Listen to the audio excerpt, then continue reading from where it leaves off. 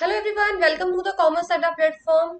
आज का सेशन आप लोगों के लिए बहुत इंपॉर्टेंट होने वाला है। आज के पूरे सेशन में मैं आप लोगों को मार्केट मैनेजमेंट का फुल रिवीजन कराने वाली हूँ।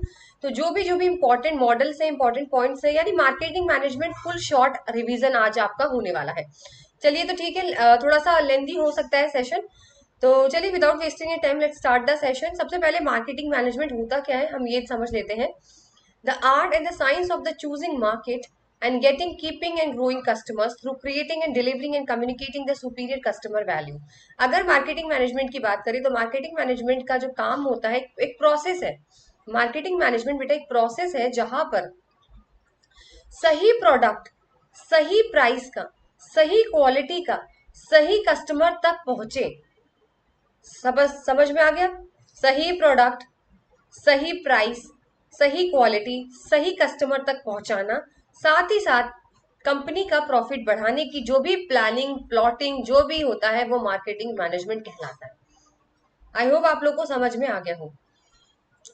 अब यहाँ से क्वेश्चन जो आते हैं वो आपके आते हैं बेटा मेन मार्केटिंग फिलोसफीज। सबसे बेसिक है और सबसे यहाँ से मैच द कॉलम में या फिर सिंगल लाइनर क्वेश्चंस बहुत सारे आते हैं। सबसे पहला यहाँ पर है production concept that focus on efficiency and availability. Customers prefer product that are affordable and easily available.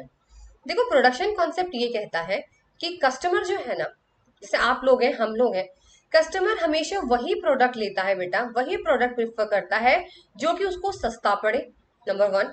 और दूसरी चीज जो उसको आसानी से अवेलेबल हो। वही सबके साथ है, आप लोग भी तो कस्टमर ही हो। तो कस्टमर हमेशा उसी प्रोडक्ट को चूज करता है जो कि अफोर्डेबल हो, यानी अफोर्डेबल का मतलब सस्ता हो, और दूसरा इजीली अवेलेबल हो, जो आपको आसानी से मिल जाए। तो प्रोडक्शन कॉन्सेप्ट भी यही कहता है कि जब कस्टमर जो है वो सस्ती चीज पे भागता है और आसान वाली चीज पे भागता है जो उसे आसानी से मिल जाए, तो इस कॉन्सेप्ट के अंदर था जितना हो सके प्रोडक्शन करो, जितना हो सके सामान बनाओ और लोगों तक अवेलेबल कराओ। क्वालिटी क्या है, प्राइस क्या रहेगा, कस्टमर खुश होंगे नहीं होंगे, कोई मतलब नहीं इस कॉन्सेप्ट में।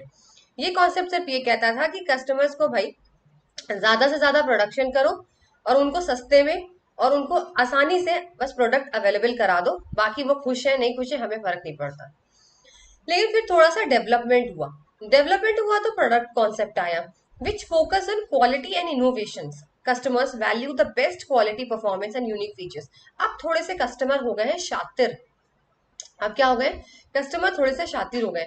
वो ये बोलते हैं कि हमें ना, हम प्रोडक्ट तभी चूज करेंगे जब उस प्रोडक्ट के अंदर कोई बात होगी, उसके अंदर कोई क्वालिटी होगी, कोई ऐसा फीचर होगा जिसको देख के हमें लगेगा कि हाँ प्रोडक्ट बहुत अच्छा है। तो प्रोडक्ट कॉन्सेप्ट के फिर ये बोला गया कि भाई अब तो एक काम करो, अब जो है फोकस जो है ना वो सारा प्रोडक्शन से हटाओ, सारा फोकस जो है प्रोडक्ट की क्वालिटी पर लेकर आओ। यानी प्रोडक्ट की क्वालिटी कैसी होनी चाहिए, यानी इतनी अच्छी हो कि लोग देखकर कहे कि भाई खरीदेंगे तो यही खरीदेंगे। कंटिन्यूअस अपने प्रोडक्ट में, पुराना जो प्रोडक्ट है उसमें इनोवेशन लाते रहो। जैसे अभी से बात है, आपने डिटॉल देखा होगा, तो डिटॉल का पहले साबुन आया करता था, सिर्फ साबुन आता था, ठीक है। लेकिन फिर उन्होंने क्या करना शुरू किया, उन्होंने उसको इम्प्रूवमेंट करने की कोशिश की। तो फिर उसके बाद वो लोग लिक्विड में लेकर आए, लिक्विड के बाद अब सैशे में लेकर आने लग गए ना, पाउडर फॉर्म में लाने लग गए हैं। तो यानी इम्प्रूवमेंट और इनोवेशन बहुत जरूरी है, नहीं तो कस्टमर प्रोडक्ट नहीं खरीदेगा। चलिए अब आगे बढ़ते हैं। फिर एक नया कॉन्सेप्ट लेकर आया गया जिसे बोलते हैं selling concept which focus on aggressive promotions. Customers won't buy enough unless the company pushes sales through advertising and promotions। Selling concept में ये बोला गया कि कस्टमर अपने आप नहीं खरीदने वाला वही प्रोडक्ट, कस्टमर अपने आप नहीं खरीदेगा प्रोडक्ट, हमें उसे फोर्स करना पड़ेगा। हमें कस्टमर्स को फोर्स करना पड़ेगा कि खरीदो खरीदो खरीदो, क्योंकि हमें सिर्फ अपने सामान बेचने से मतलब है। और ये कैसे होगा, ये होगा अग्रेसिव प्रमोशंस या एडवर्टाइजिंग। ऐसे एडवर्टाइजिंग करो, ऐसी प्रमोशन करो कि कस्टमर मजबूर हो जाए हमारा प्रोडक्ट खरीदने के लिए, ठीक है। फिर होता है आपका marketing concept. Marketing concept focus on long term needs. Success comes from understanding customer needs and delivering the better value than competitors. अब बोले कि भाई ऐसे काम नहीं चलेगा, हमें ना लंबे टाइम तक सोचना पड़ेगा।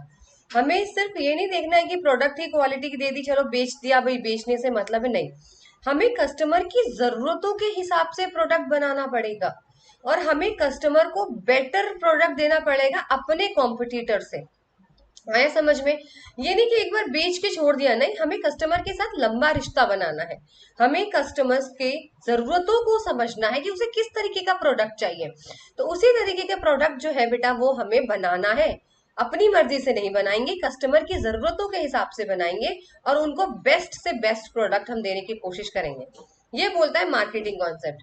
फिर इसके बाद एक नया और आया, societal marketing concept, which focus on long term customer and society welfare. बोला कस्टमर तक तो ठीक है, अंडरस्टैंडिंग है, लेकिन साथ में सोसाइटी को भी लेके चलो। सोसाइटी को कैसे लेके चलेंगे? आप जो प्रोडक्ट बना रहे हैं, सबसे पहले ध्यान रखिए कि हमारे आसपास की जो प्रकृति है, हमारा नेचर है, हमारा एनवायरमेंट है, उसको किसी भी तरीके का नुकसान ना हो। आ गया समझ में? तो यानी आपको सोसाइटियल मार्केटिंग कॉन्सेप्ट भी अपनाना पड़ेगा। थोड़ा सा चैरिटी भी करिए, थोड़ा सा लोगों के भले के लिए भी कुछ करिए, हमेशा प्रॉफिट प्रॉफिट थोड़ी ना दिखेंगे। आगे आपको ये 5 मेन मार्केटिंग की फिलॉसफी, ठीक है? ठीक है, इसके बाद बेटा एक कॉन्सेप्ट और आता है, हॉलिस्टिक मार्केटिंग। इसमें बस आपको याद रखना है कि हॉलिस्टिक मार्केटिंग के अंदर कौन कौन से मार्केटिंग डिपार्टमेंट आते हैं। नंबर 1 आता है इंटरनल मार्केटिंग, दूसरा आता है इंटीग्रेटेड मार्केटिंग, तीसरा आता है सोशली रिस्पॉन्सिबल मार्केटिंग और चौथा आता है रिलेशनशिप मार्केटिंग। हॉलिस्टिक मार्केटिंग बेटा ये कहता है कि आपके कंपनी का छोटा हिस्सा, बड़ा हिस्सा, कोने वाला हिस्सा, बाहर वाला हिस्सा, अंदर वाला हिस्सा, कोई भी कंपनी के अंदर छोटा बड़ा हिस्सा है, सबको एक साथ मिलकर काम करना है। Whether it is an internal, whether it is an external, micro macro, कोई सा भी हो डिपार्टमेंट, छोटा है बड़ा है, सबको एक साथ मिलकर काम करना है। ठीक है? याद इसमें क्या करना है मैं आपको बता देती हूँ, आपको इसके टाइप्स याद करने हैं जो क्वेश्चन में पूछे जाते हैं। आप एक सिंपल सा एग्जाम्पल से समझिएगा। सपोज करिए घर में शादी है आपके, हॉलिस्टिक मार्केटिंग का एग्जाम्पल बता रही हूँ फिर आपको समझ आएगा। सपोज करिए आपके घर में शादी है, तो आप आएंगे इंटरनल मार्केटिंग के अंदर। इंटरनल का मतलब अंदर, तो सबसे इंपॉर्टेंट ये जरूरी है कि शादी में जो आपके चाचा, ताऊ, फूफा, उनके मुंह फूले हुए ना हो। यानी आपको अपने अंदर के डिपार्टमेंट को खुश करना जरूरी है। शादी तो आप बाद में करना, लेकिन पहले जो आपके इंटरनल मार्केटिंग यानी जो आपके अंदर के घर के लोग हैं, जैसे आपके चाचा, ताऊ, फूफा, मौसा, ठीक है, इन सबका मुंह फूलना नहीं चाहिए भाई, ये इनका खुश होना बहुत जरूरी है। ठीक है? चलिए, इंटरनल मार्केटिंग का कर लिया। उसके बाद बोला जाता है बेटा इंटीग्रेटेड मार्केटिंग। इंटीग्रेटेड का मार्केटिंग का मतलब ये है कि आपने शादी का हॉल बुक किया होगा, केटरिंग बुक की होगी, सब कुछ क्या होगा, तो सब कुछ एक जैसा होना चाहिए। ऐसा नहीं है कि डेकोरेशन तो बेटा आपने एकदम ए प्लस प्लस कर दी, ए ग्रेड की, खाना एकदम सी ग्रेड का हो गया, ये चीज नहीं करनी है। यानी अगर आप शादी कर रहे हो, रॉयल शादी कर रहे हो, जैसे कहते हैं शाही शादियां हो रही हैं, तो फिर आपको ये देखना पड़ेगा कि हर जगह रॉयल आपकी जो रॉयल्टी है वो दिखनी चाहिए। अगर आपका डेकोरेशन ए प्लस है तो आपका खाना भी ए प्लस होना चाहिए, आपकी सर्विसिंग भी ए प्लस होनी चाहिए, आपकी रिटर्न गिफ्ट्स भी ए प्लस होने चाहिए। सब चीज एक जैसा होना जरूरी है, that is called integrated marketing. फिर आता है बेटा आपका रिलेशनशिप मार्केटिंग। अब आपने घर वालों को तो खुश कर दिया, चाचा, ताऊ, फूफा, जो कि होते नहीं है खुश, बट आपने कर दिया उन्हें खुश। तो अब बात करते हैं रिलेशनशिप मार्केटिंग, यानी जो आपके बाहर से जो आपके गेस्ट आएंगे, आपको उनको बहुत अच्छी तरीके से ट्रीट करना है। आपको उनको ऐसे ऐसे सर्विस प्रोवाइड करनी है कि वो आपको लंबे टाइम तक याद रखें, यार फलाने की शादी में हम गए थे ना, वो तो शादी यादगार थी, ऐसा ऐसी वाली, मतलब आपको उसको उनको ट्रीट करना है। ठीक है? फिर है सोशली रिस्पॉन्सिबल। अब सबका ख्याल रख लिया, अब आस पड़ोस का भी ख्याल रख लीजिए। सोशली रिस्पॉन्सिबल का मतलब ये होता है कि अगर सपोज करिए आप की शादी में डीजे बज रहा है, बहुत ज्यादा नॉइज है, तो आपको ये देखना पड़ेगा कि इससे इन्वायरमेंट को कोई हार्म ना हो, लोगों को कोई परेशानी ना हो। तो आपको वो नॉइज कम करना पड़ेगा, या फिर एक टाइम लिमिट के बाद आपको बंद करना है। जैसे बहुत सारी सिटीज हैं, मेट्रो सिटीज है, वहां पे 10 बजे के बाद कोई भी शादी हो, आप अलाउड नहीं है डीजे बजना, ताकि वो एनवायरमेंटल हार्म ना हो, लोगों को परेशानी ना हो। तो वो चीज है सोशली रिस्पॉन्सिबल। आई होप आपको शादी का एग्जाम्पल समझ आ गया। अब चलते हैं कंपनी के एग्जाम्पल से, ठीक है? जैसे मैंने बोला इंटरनल मैनेजमेंट, तो बेटा आपका मार्केटिंग डिपार्टमेंट, आपके चाचा, आपके सेल्स डिपार्टमेंट, आपके ताऊ जी, आपके अदर डिपार्टमेंट्स, आपके फूफा मौसा, इन सबको खुश करना बहुत जरूरी है। अगर ये एक साथ नहीं रहेंगे ना, तो फिर आपकी शादी नहीं चलेगी, यानी आपकी मार्केटिंग चलने से रहेगी। दूसरा इंटीग्रेटेड मार्केट, जैसे मैंने बोला सब कुछ एक जैसा होना चाहिए। तो बेटा जो आप अपने प्रोडक्ट के बारे में बता रहे हो, चाहे इंस्टाग्राम पे बताओ, चाहे फेसबुक पे बताओ, चाहे वेबसाइट पे बताओ, हर जगह एक ही मैसेज होना चाहिए। जैसे कोई भी प्रोडक्ट है, किसी का भी एक मैसेज होता है ना, जैसे आप लोगों ने बहुत सारे प्रोडक्ट देखे होंगे, अभी देखो कितना डिटॉल का ऐड बहुत चल रहा था ना, अभी एक छोटे से बच्चे का डिटॉल का ऐड बहुत चला, तो कहते हैं ना माँ की ममता जो है वो कुछ इस टाइप का, तो वो हर साइट पर, हर किसी भी प्रमोशन चैनल पे आप कम्युनिकेट कर रहे हो तो वो सेम मैसेज होना चाहिए। ये नहीं इंस्टाग्राम पे आपका प्रोडक्ट कुछ और बोल रहा है, फेसबुक पे आपका प्रोडक्ट कुछ और बोल रहा है, एक ही मैसेज कन्वे करना इज वेरी इंपॉर्टेंट। फिर आता है रिलेशनशिप मार्केटिंग। तो देखो भाई, बाहर वाले जैसे आपने गेस्ट को मनाया था, गेस्ट के साथ अच्छे उसको, गेस्ट को बहुत अच्छे से ट्रीट किया था, ऐसे ही आपको अपने बाहर वाले जो लोग हैं, कस्टमर्स हैं, आपके पार्टनर्स हैं, उनके साथ रिश्ता ऐसा बनाना है कि लंबे टाइम तक वो आपसे जुड़े रहें। फिर आता है सोशली रिस्पॉन्सिबल मार्केटिंग, तो जैसे मैंने आपको बोला कि आपको बाहर का भी देखना पड़ेगा, एनवायरमेंट, तो इसी तरीके से आपको कंपनी के एथिक्स, रूल्स, रेगुलेशंस बेटा फॉलो करने पड़ेंगे। कोई भी फ्रॉड वाली चीज मत करना, कोई भी इलीगल चीज मत करना, एनवायरमेंटल फ्रेंडली चीजें करना, ये ना हो कि एनवायरमेंट को नुकसान हो रहा हो, ठीक है। तो ये चीज यहाँ पर बोली गई है।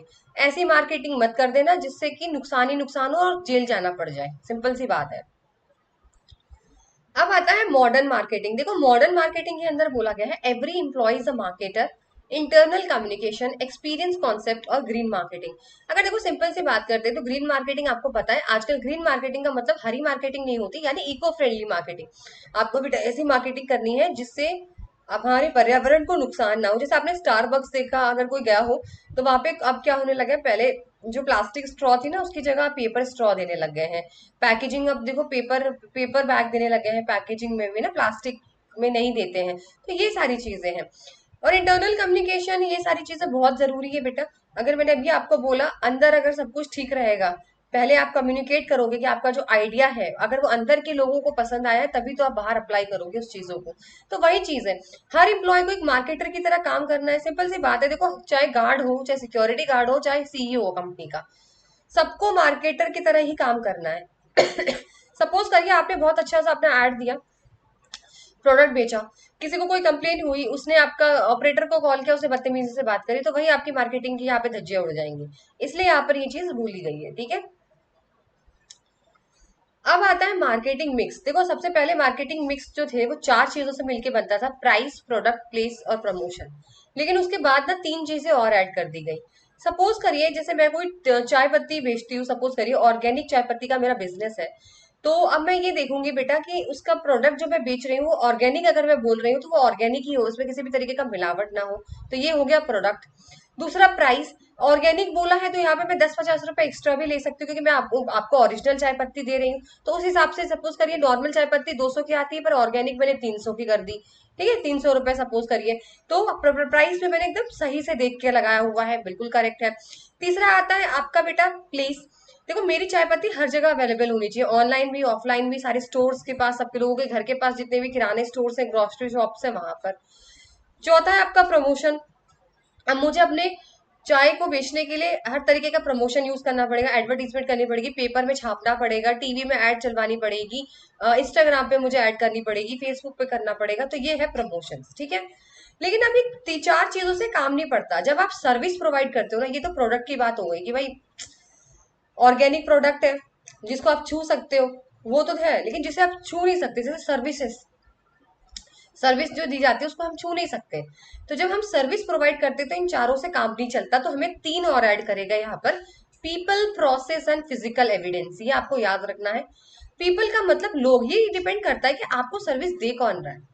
सपोज करिए आप किसी रेस्टोरेंट में जाते हो, वहां का खाना बहुत ही टेस्टी होता है, बहुत ही, लेकिन सपोज करिए किसी वेटर ने आपने बदतमीजी कर दी, तो आपको ये देखना पड़ेगा कि भाई लोगों का कितना इंपॉर्टेंस है जो आपको सर्विस दे रहा है। फिर अगली बार से आप आओगे नहीं कि यार वहां के तो वेटर बहुत ही बदतमीज है ना। फिर है प्रोसेस। आपको ये चीज देखनी पड़ेगी बेटा कि आपके पास जो सर्विस प्रोवाइड करी जा रही है वो कितनी फास्ट करी जा रही है। जैसे आजकल ब्लिंकिट है, 10 मिनट में आ जाता है, जोमेटो है, वो पिज्जा वाला क्या है कि 10 मिनट में पिज्जा नहीं तो फ्री मिल जाएगा। तो यानी प्रोसेस फास्ट होना चाहिए सर्विस देने का। फिर है फिजिकल एविडेंस। फिजिकल एविडेंस मतलब आपका आसपास का वातावरण। देखो आप किसी रेस्टोरेंट में कॉफी पी रहे हो तो आप ना सिर्फ कॉफी पे नहीं नजर रखते हो, आप ये भी देखते हो आसपास का माहौल कैसा है, शांति है। कुछ कुछ चीजें इतनी सुंदर सी वहां पे रखी होती है ना, एकदम माहौल ऐसा बना होता है कि आपको क्या ही बताइए, ऐसे फ्रेग्रेंस आ रही होती है, व्यू इतना अच्छा होता है कि आपको शांति मिलती है बैठ के कि यार यहाँ पे तो देख के ही इतना अच्छा लगता है, कॉफी तो छोड़ो। तो वो चीज है फिजिकल एविडेंस, वो बहुत जरूरी है। वो भी बहुत मायने रखता है मार्केटिंग का। एक मैंने ऐसे देखा था दिल्ली में, कहाँ पे पता नहीं, पर मैंने देखा उसमें था टीवी में कि वहां पर ना जो एकदम गांव वाला फ्लेवर देते हैं, जैसे सरसों का साग, मक्के की रोटी, और उनका जो बना रखा है ना उन्होंने, मतलब अंदर जो रेस्टोरेंट है वो पूरा मतलब गांव जैसा बनाया हुआ था, मतलब मिट्टी का कैसे क्या करके बना रखा था, तो वो है फिजिकल एविडेंस। उसको देख के एकदम गांव की याद आ जाती है, तो वो वाली चीज है। चलिए नेक्स्ट है आपका marketing environment, the forces outside marketing that affect the marketing management's ability to build and maintain successful relationship with the target customers. ठीक है, फिर आता है आपका मार्केटिंग एनवायरनमेंट का सिंपल सा मतलब है कि आपका अंदर और आपके बाहर ऐसे कौन कौन से फैक्टर्स है जो आपको इफेक्ट करते हैं। ठीक है, चलिए बात करते हैं environmental scanning, the process of gathering the information, marketing research and marketing intelligence regarding the marketing environment, analysing it and forecasting the impact of what ever trends the analysis suggest. देखो environmental scanning का मतलब यही होता है कि आजकल market में इतना कुछ चल रहा होता है ना, अगर आप उस चीज को एनालिसिस नहीं करोगे, सपोज करिए आप जब घर से बाहर निकलते हो, आप बादल देख के निकलते हो ना, कि बादल छाए हुए हैं, हो सकता है बारिश आ सकती है, तो चलो अम्ब्रेला लेके जाना पड़ेगा, यही तो करते हो, तो दिस इज कॉल्ड स्कैनिंग। इसी को स्कैन कहते हैं। ऐसे एनवायरमेंटल को स्कैन किया जाता है कि आजकल इस टाइम पे चल क्या रहा है, मार्केटिंग रिसर्च करो। जैसे कोरियन का ट्रेंड ट्रेंड बहुत चल रहा है, लोग ओवर साइज टी शर्ट्स पहन रहे हैं, बड़े बड़े कोरिया वाले लोग पहनते हैं ना, तो आज इंडिया में भी भूत चढ़ा हुआ है इस चीज का। तो आप एनालिसिस करते हो, पहले स्कैन करते हो कि चल क्या रहा है। ठीक है, क्या चीज मार्केट में चल रही है, सारा इन्फॉर्मेशन आप कलेक्ट करते हो, फिर उसको एनालिसिस करते हो, वो चीज है। अब बात करते हैं टाइप्स ऑफ मार्केटिंग इन्वायरमेंट। दो टाइप्स होते हैं बेटा इसके, एक इंटरनल एंड एक्सटर्नल। इंटरनल वो इन्वायरमेंट होता है जो आपके, जो कंपनी के कंट्रोल में होता है, कंपनी चाहे तो बदल सकती है, कंपनी का पूरा कंट्रोल है इसके अंदर। लेकिन एक्सटर्नल इन्वायरमेंट के अंदर कंट्री का, कंपनी का कोई इन्वॉल्व यहाँ पर कंट्रोल नहीं है। ठीक है, जैसे इंटरनल इन्वायरमेंट की बात करें, plan policy, human resource, financial resource, corporate की image, plant machinery, labour management, relationship, ये सब कंपनी के हाथ में होता है। कंपनी जैसे चाहे प्लान बना सकती है, कंपनी जैसे चाहे रिसोर्सेज जहां से लाना हो, जो चीज चाहे कंपनी कर सकती है, लेकिन एक्सटर्नल के अंदर नहीं कर सकती बेटा। जिसके अंदर एक आता है माइक्रो, एक आता है मैक्रो। अब माइक्रो वो चीज होती है जो कंपनी के सबसे ज्यादा क्लोज होती है, और मैक्रो वो होता है जो कंपनी के सबसे ज्यादा दूर होती है। ये सबसे अच्छा तरीका है समझने का। तो एक्सटर्नल इन्वायरमेंट वो इन्वायरमेंट है माइक्रो जो आपकी कंपनी के बहुत ज्यादा क्लोज है, जैसे आपके कस्टमर, आपके कॉम्पिटिटर्स, आपके सप्लायर्स, आपकी सोसाइटी। अब सपोज करिए आपके कस्टमर का टेस्ट चेंज हो गया, तो फिर आपके लिए मुसीबत हो जाएगी।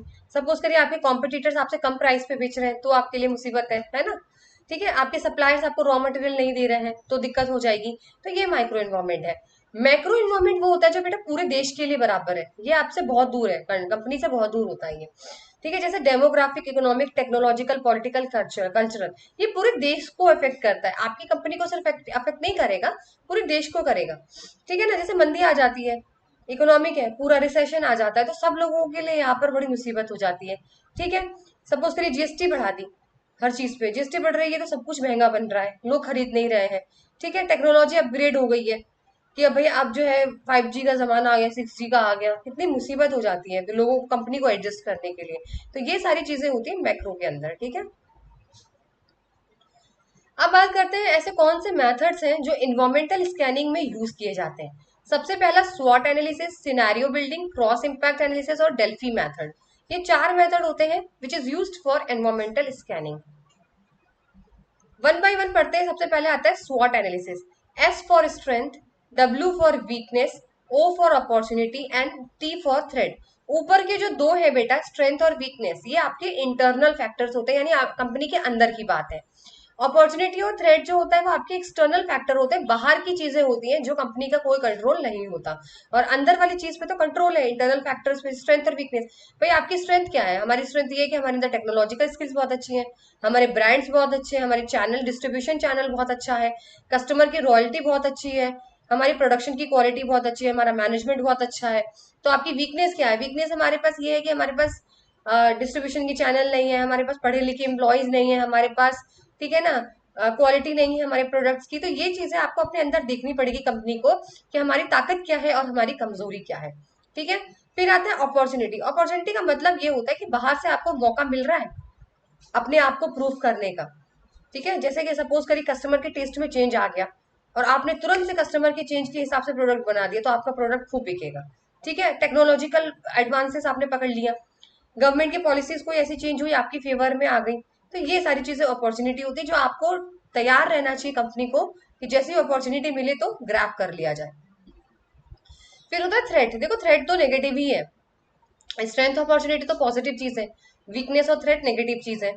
थ्रेट होता है, सपोज करिए आपके कस्टमर ने प्राइस कम कर दिया, आपके कस्टमर जो है ज्यादा अच्छा एडवर्टीजमेंट कर रहे हैं, आपके कस्टमर जो है वो आपको हराने की कोशिश में लगे हुए हैं, ठीक है ना, एकदम मतलब सब कुछ आपके कस्टमर ने कब्जा कर रखा हुआ है, आपके कॉम्पिटिटर। तो ये थ्रेट होता है, कहीं आपसे पहले आपके कस्टमर ने जाकर वो अपॉर्चुनिटी ना ले ली हो। तो ये सारी चीजें होती है थ्रेट। डर तो रहता ही है, कॉम्पिटिटर्स का बहुत डर रहता है।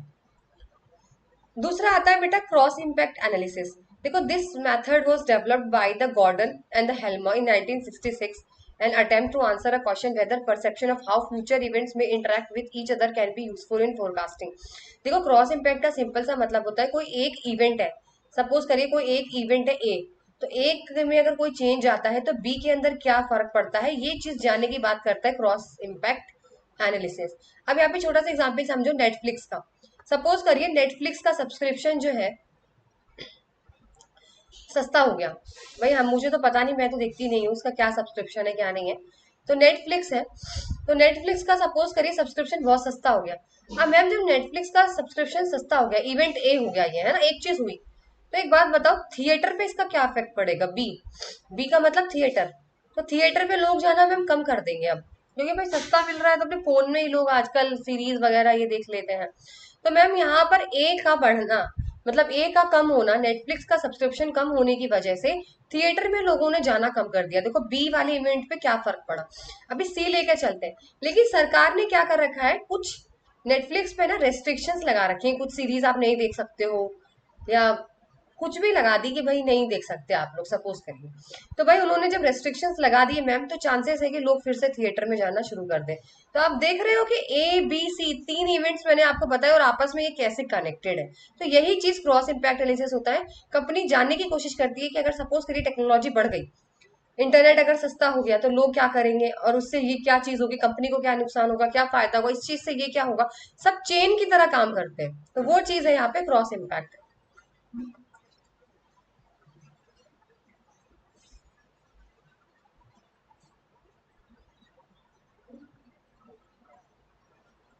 फिर आता है डेल्फी मेथड। देखो डेल्फी मेथड का सिंपल सा मतलब होता है experts, panel of experts, experts का ओपिनियन लेना। इसके अंदर क्या होता है बेटा, सपोज करिए कंपनी एक क्वेश्चन की लिस्ट बनाती है, कंपनी के पास एक कोऑर्डिनेटर होता है, कोऑर्डिनेटर क्या करता है, लिस्ट बनाता है, उस लिस्ट में सारे क्वेश्चंस लिखे होते हैं। वो क्वेश्चंस वो लोग सारे एक्सपर्ट्स को भेजते हैं, लेकिन आपस में एक दूसरे को एक्सपर्ट्स को नहीं पता, आपस में एक दूसरे के एक्सपर्ट्स को नहीं पता है, सब अलग अलग अलग रह रहे हैं। ठीक है, सपोज करिए मेरी कंपनी है, मैंने एक लिस्ट बनाई और लिस्ट बना के, जो मैं कोऑर्डिनेटर हूँ कंपनी की, मैंने लिस्ट बनाई क्वेश्चंस की और मैंने सबको एक्सपर्ट्स को भेज दिया। अब उनका फीडबैक आएगा, उनका फीडबैक होगा, फिर मैंने एक समरी बनाई कि भाई सब ये ऐसे कर रहा है, इस चीज पे ये आ रहा है, फिर वो बनाकर मैंने फिर सबके पास भेज दी, ताकि कोई करेक्शन है, किसी को कुछ और क्रॉस एनालिसिस करना है उसके अंदर, किसी को कुछ पसंद नहीं आया, तो आप फिर से चेक करो, वो फिर से करेंगे। ऐसा जब तक चलता रहेगा जब तक सारे के सारे एक डिसीजन पे नहीं पहुंचते, उसे बोलते हैं डेल्फी मेथड। फिर आता है सिनेरियो प्लानिंग। देखो सिनेरियो प्लानिंग बेटा वो प्लानिंग होती है जिसमें हम पहले से स्क्रिप्ट लिख के चलते हैं और पॉसिबल से पॉसिबल तीन केस सोच के चलते हैं। कैसे मैम, एक तो सबसे होता है बेस्ट क्या हो सकता है इसमें, दूसरा सोच सकते हैं सबसे बेस्ट से अच्छा क्या हो सकता है सिचुएशन में, दूसरा सोचते हैं एवरेज क्या होगा, और तीसरा सोचते हैं सबसे खराब से खराब क्या हो सकता है। अच्छा एक बात बताओ, आप लोग कोई काम करते हो अपनी जिंदगी में, कोई रिस्क लेने चलते हो, आप लोग खुद बताओ कभी आप लोगों ने लिया होगा, तो आप पहले ये सोचते हो ना कि अगर मैंने ये काम किया, चलो सपोज करो मैंने घर से चोरी करी, मैंने घर से 50,000 की चोरी करी, तो मैं सोचूंगी सबसे अच्छा से अच्छा क्या हो सकता है कि अगर मैंने घपला किया है तो यार मेरा फायदा हो जाएगा, मेरा बिजनेस खुल जाएगा, 50,000 में मेरा काम बन जाएगा। एवरेज क्या हो सकता है, ज्यादा ज्यादा ये होगा कि मम्मी डांटेंगी, पापा थप्पड़ भी मार सकते हैं, वर्स्ट से वर्स्ट क्या होगा, घर से बाहर निकाल देंगे। ऐसा सोच के चलते हैं ना कोई भी सिचुएशन, तो ऐसे कंपनी सोच के चलती है। ऐसे कंपनी कोई एक पर्टिकुलर टॉपिक ले लेती है, सपोज करिए कि टेक्नोलॉजिकल बढ़ गई, टेक्नोलॉजिकल एडवांसमेंट हो गई है तो कंपनी ज्यादा ज्यादा ये सोचे कि चलो सर टेक्निकल एडवांसमेंट हो गई तो हमारे पास तो सब कुछ है, अच्छे स्किल्स है, अच्छे अच्छे सॉफ्टवेयर इंजीनियर से, तो हम तो फायदा उठा सकते हैं। ज्यादा ज्यादा वो सोचेंगे एवरेज है, हो सकता है हमें फायदा हो सकता है नुकसान हो। वर्स्ट से वर्स्ट ये सोचेंगे, ज्यादा ज्यादा ये होगा कि हम कॉम्पिटिशन से बाहर निकल जाएंगे। तो ये होता है सिनेरियो प्लानिंग, पहले से ही सोच के बैठ सकते हैं हम लोग इसके अंदर। अब आता है आपका consumer behaviour. Consumer behaviour is a study of how individual customers, groups और organisation select, buy, use and dispose ideas, goods and service to the satisfy their needs and wants. Simple सी बात है, कंज्यूमर बिहेवियर का मतलब होता है consumer को पढ़ना। कैसे एक कंज्यूमर क्या सामान खरीदता है, क्यों खरीदता है, क्या सोच के खरीदता है, और उसके बाद वो सेटिस्फाई होता है या नहीं होता, उसको पूरा स्टडी करना होता है, कंज्यूमर बिहेवियर को बोलते हैं। क्या खरीदता है, उसका क्या टेस्ट है, कंज्यूमर क्या चाहता है खरीदना। समझ में आ रहा है कंज्यूमर क्या क्यों खरीद रहा है, इस चीज को क्या सोच के खरीद रहा है, और खरीद लिया तो सेटिस्फाई है या नहीं है। तो ये सारा चीज कंज्यूमर के बारे में पढ़ना, उसे बोलते हैं कंज्यूमर बिहेवियर। क्वेश्चन आएगा आपका यहाँ से बेटा, प्रोसेस याद कर लीजिएगा। सबसे पहला प्रोसेस है प्रॉब्लम रिकॉग्निशन। सपोज करिए मेरी प्रॉब्लम है कि मुझे फोन चाहिए, क्योंकि मुझे फोन चाहिए, सिंपल से है, मुझे फोन चाहिए, मेरा फोन वैसे भी खराब है तो मुझे नया फोन चाहिए, ठीक है। तो मैंने अपनी प्रॉब्लम को पहचाना कि मुझे फोन की जरूरत है, that is called problem recognition. अपनी जरूरत को पहचानो। उसके बाद इंफॉर्मेशन सर्च एंड इवेल्युएशन। अब बेटा इसके बाद में क्या करूंगी, फोन के बारे में सर्च करूंगी, कौन सा फोन सही है, अच्छा ये वाला है या ये वाला है। फिर उसके बाद में यहाँ पे करूंगी इवेल्युएशन। ठीक है, इवेल्युएशन का मतलब, अब मैंने जैसे 10 फोन चूज कर लिए, रेडमी भी अच्छा है, मोटरोला भी ठीक है, रियलमी भी ठीक है। अब उनमें से मैं एक सेलेक्ट करूंगी बेटा कि अब इनमें से सबसे बेस्ट कौन सा है। तो सपोज करिए मैंने रेडमी का चूज कर लिया, ठीक है, इवेल्युएट करके। फिर आता है परचेजिंग प्रोसेस। अब उसके बाद क्या करूंगी बेटा, मैं परचेज करूंगी, खरीदूंगी, एक्शन। ठीक है। उसके बाद पोस्ट परचेज बिहेवियर, खरीद तो लिया, अब 2-3 महीने बाद देखूंगी फोन कैसा, पता चला खराब ही ले लिया मैंने, है ना। ऐसा मेरे साथ हुआ है, मोटरोला कंपनी का मत लीजिएगा फोन आप लोग भी। मैंने फोन लिया सोच के कि बहुत अच्छा है, और लेकिन उसके बाद जब उसको यूज किया वो एकदम डेड हो गया फोन। तो मोटरोला कंपनी मेरे लिए तो बहुत ही बकवास हो चुकी है। तो अब देखो, मैं पोस्ट परचेस इवैल्यूएशन मेरा रहेगा कि मैं सेटिस्फाई नहीं हूँ खरीदने के बाद, और दोबारा मैं मोटरोला कंपनी का कभी नहीं खरीदने वाली। तो ये चीज होती है पोस्ट परचेस बिहेवियर। अब बात करते हैं फैक्टर इन्फ्लुएंसिंग कंज्यूमर बिहेवियर। यहाँ से क्वेश्चन बनता है, डायरेक्ट क्वेश्चन। कौन कौन से फैक्टर है बेटा जो कंज्यूमर को खरीद, जब कंज्यूमर खरीदारी करता है तो कौन कौन से फैक्टर हैं जिसकी वजह से वो खरीदता है, अफेक्ट करता है उसको। सबसे पहला है साइकोलॉजिकल फैक्टर, यानी उसके दिमाग से। जैसे मोटिवेशन। अब मोटिवेशन का मतलब, कुछ लोग तो डर के मारे भी खरीद सकते हैं, कुछ लोग खुशी के मारे भी खरीद सकते हैं। अब सपोज करिए लोगों को अपनी जान का बड़ा खतरा है आज के टाइम पे, कि अरे पता नहीं कहीं कुछ हो तो नहीं जाएगा, तो वो एक्सीडेंट इंश्योरेंस लेते हैं, हेल्थ इंश्योरेंस खरीदते हैं, लाइफ इंश्योरेंस खरीदते हैं। तो वो चीज है मोटिवेशन। फिर आता है परसेप्शन। देखो हर लोगों का ना तरीका अलग अलग है। अगर कोई एक एड चल रही है, सपोज करिए कोई भी एड चल रही है, सपोज करिए, मैं आपको डिटॉल वाली एड बताती हूँ, जो वो बच्चे की बहुत फेमस चल रही है ना, डिटॉल वाली एड, जो वो गिर जाता है, फिर वो किसी को नहीं बताता और कहता है मम्मी मैं तो रोया ही नहीं, क्योंकि वो मम्मी के पास आके रोता है। ठीक है। तो सबका देखने का नजरिया है। अब किसी किसी लोगों को लगेगा कि बहुत ही ज्यादा टचिंग है यार, कितना मतलब कितनी अच्छी एड बनाई है, लेकिन दूसरे नजरिए से अगर देखा जाए, कोई दूसरा है तो वो ये कहेगा इसमें क्या बात हुई कि मैं सबके सामने रोया नहीं। ये चीज मुझे भी नहीं पर्सनली अच्छी लगी। रो सकते हो भाई, आपको चोट लगी आप किसी के सामने भी रो सकते हो, तो ये चीज है। तो इसको ये नहीं है कि आप अपने आंसू को क्यों छुपा रहे हो, बच्चा है, अगर कहीं भी चोट लग सकती है, कहीं भी गिर सकता है तो रोएगा। इंतजार नहीं कर सकते ना, आंसू तो कैसे रुकेंगे। तो वो चीज है। तो सब सब लोगों को, किसी को ऐड अच्छी लगी उसने सामान खरीद लिया, किसी को ऐड लगी कि ठीक ठाक ही, उसने नहीं खरीदा। तो इससे इफेक्ट हुआ कि नहीं हुआ कंज्यूमर पे। फिर आता है लर्निंग, खरीद के सीखना। जैसे मैंने फोन खरीदा था मोटरोला का, इतना घटिया निकला तो मैं सीख गई कि अब मुझे नहीं लेना है, तो वो चीज है लर्निंग। एटीट्यूड एंड बिलीफ भी इसी तरीके से होता है। कोई कोई बहुत विश्वास मानता है कि डिटॉल जो है बहुत पुराने जमाने से चलता आ रहा है, मेरा तो विश्वास है घड़ी पे। घड़ी घड़ी का पे बहुत विश्वास है ना। घड़ी का क्या आता है, powder, I think washing powder. तो लोगों को बहुत विश्वास है कि यार ये पुराने से चल रहा है तो ये बहुत अच्छा है, इसको लो। तो वो चीज एटीट्यूड एंड बिलीफ है। फिर आता है सोशल फैक्टर। देखो सोशल फैक्टर भी आपको कहीं ना कहीं बहुत ज्यादा इन्फ्लुएंस करता है कंज्यूमर को। कैसे, फैमिली। अब आपकी फैमिली में ना बहुत सारी ऐसी चीजें होती है जो पुराने जमाने से लोग खरीदते आ रहे थे, जैसे टाटा नमक। टाटा नमक तो मतलब मैंने ऐसे देखा है, बचपन से मेरे घर में टाटा नमक ही आता है। तो अगर आगे चल के मेरा खुद का घर होगा तो मैं भी टाटा नमक ही खरीदूंगी। फैमिली का इन्फ्लुएंस है ना भाई, परिवार में सब खरीद रहे हैं टाटा नमक, तो हम भी टाटा नमक ही खरीदेंगे। रेफरेंस ग्रुप, जो आपके फैमिली ग्रुप्स होते हैं, आपके फ्रेंड्स, आपके कलीग्स, उनको देख के भी आप खरीद सकते हो। अरे मेरी फ्रेंड ने आईफोन खरीदा है, तो आपके अंदर भी लालच आ गया मैं भी आईफोन खरीदूंगी एप्पल का। बहुत फर्क पड़ता है। कहते हैं ना, होर्ड करते हैं आजकल लोग, एक दूसरे को देखा देखी, पड़ोसी ने कार ली है तो हम भी लेंगे, that is called reference groups. ठीक है। रोल एंड स्टेटस, देखो रोल और स्टेटस के हिसाब से भी चीजें खरीदी जाती हैं। सिंपल सी बात है यार, देखो कोई अमीर आदमी होगा तो वो तो रोलेक्स ही खरीदेगा, लैम्बोर्गिनी नहीं खरीदेगा, है ना। अब जो हम लोग अपर मिडिल क्लास वाले लोग हैं, मिडिल क्लास है, वो कहाँ से रोलेक्स की वॉच खरीदने बैठेंगे, नहीं ना। तो रोल और स्टेटस से भी फर्क पड़ता है। फिर आता है कल्चरल फैक्टर। कल्चरल फैक्टर में सबसे पहले आता है कल्चर। देखो भाई, पूरा इंडिया में कोई भी त्योहार होता है, पूरे इंडिया की बात कर रही हूँ मैं कल्चर के अंदर, उसके अंदर जात मत आ जाना, लेके कास्ट लेके मत आ जाना। पूरी इंडिया में कोई भी त्योहार होता है, वेदर इट्स दिवाली, चाहे ईद हो, चाहे लोहड़ी हो, कोई भी त्योहार आता है तो ये बना हुआ है कि इस त्योहार अगर आएगा अपने भारत में तो नए कपड़े खरीदे जाते हैं और मिठाइयाँ खरीदी जाती हैं। तो कपड़े खरीदोगे तो तो बढ़ेगा ही, सेल बढ़ेगी कपड़ों की। तो ये होता है कल्चर, तो खरीदना ही खरीदना है। इसके अंदर होता है सब कल्चर। सब कल्चर होता है बेटा स्टेट के हिसाब से। सब कल्चर होता है स्टेट के हिसाब से खरीदा जाता है उसके अंदर, ठीक है ना। जैसे नॉर्थ इंडियन अलग, साउथ इंडियन अलग, है ना। जैसे नॉर्थ इंडियन वाले, साउथ इंडियन में जो उनकी साड़ियां होती हैं बहुत फेमस है, तो वहाँ उन चीजों की ज्यादा मतलब खरीदारी होती है। नॉर्थ इंडिया में ज्यादातर लोग साड़ी मुझे नहीं लगता पहनते हैं, ठीक है। तो वो चीज है सब कल्चर के हिसाब से, कास्ट के हिसाब से, धर्म के हिसाब से जो होता है, इस पे थोड़ा सा ये आ जाता है।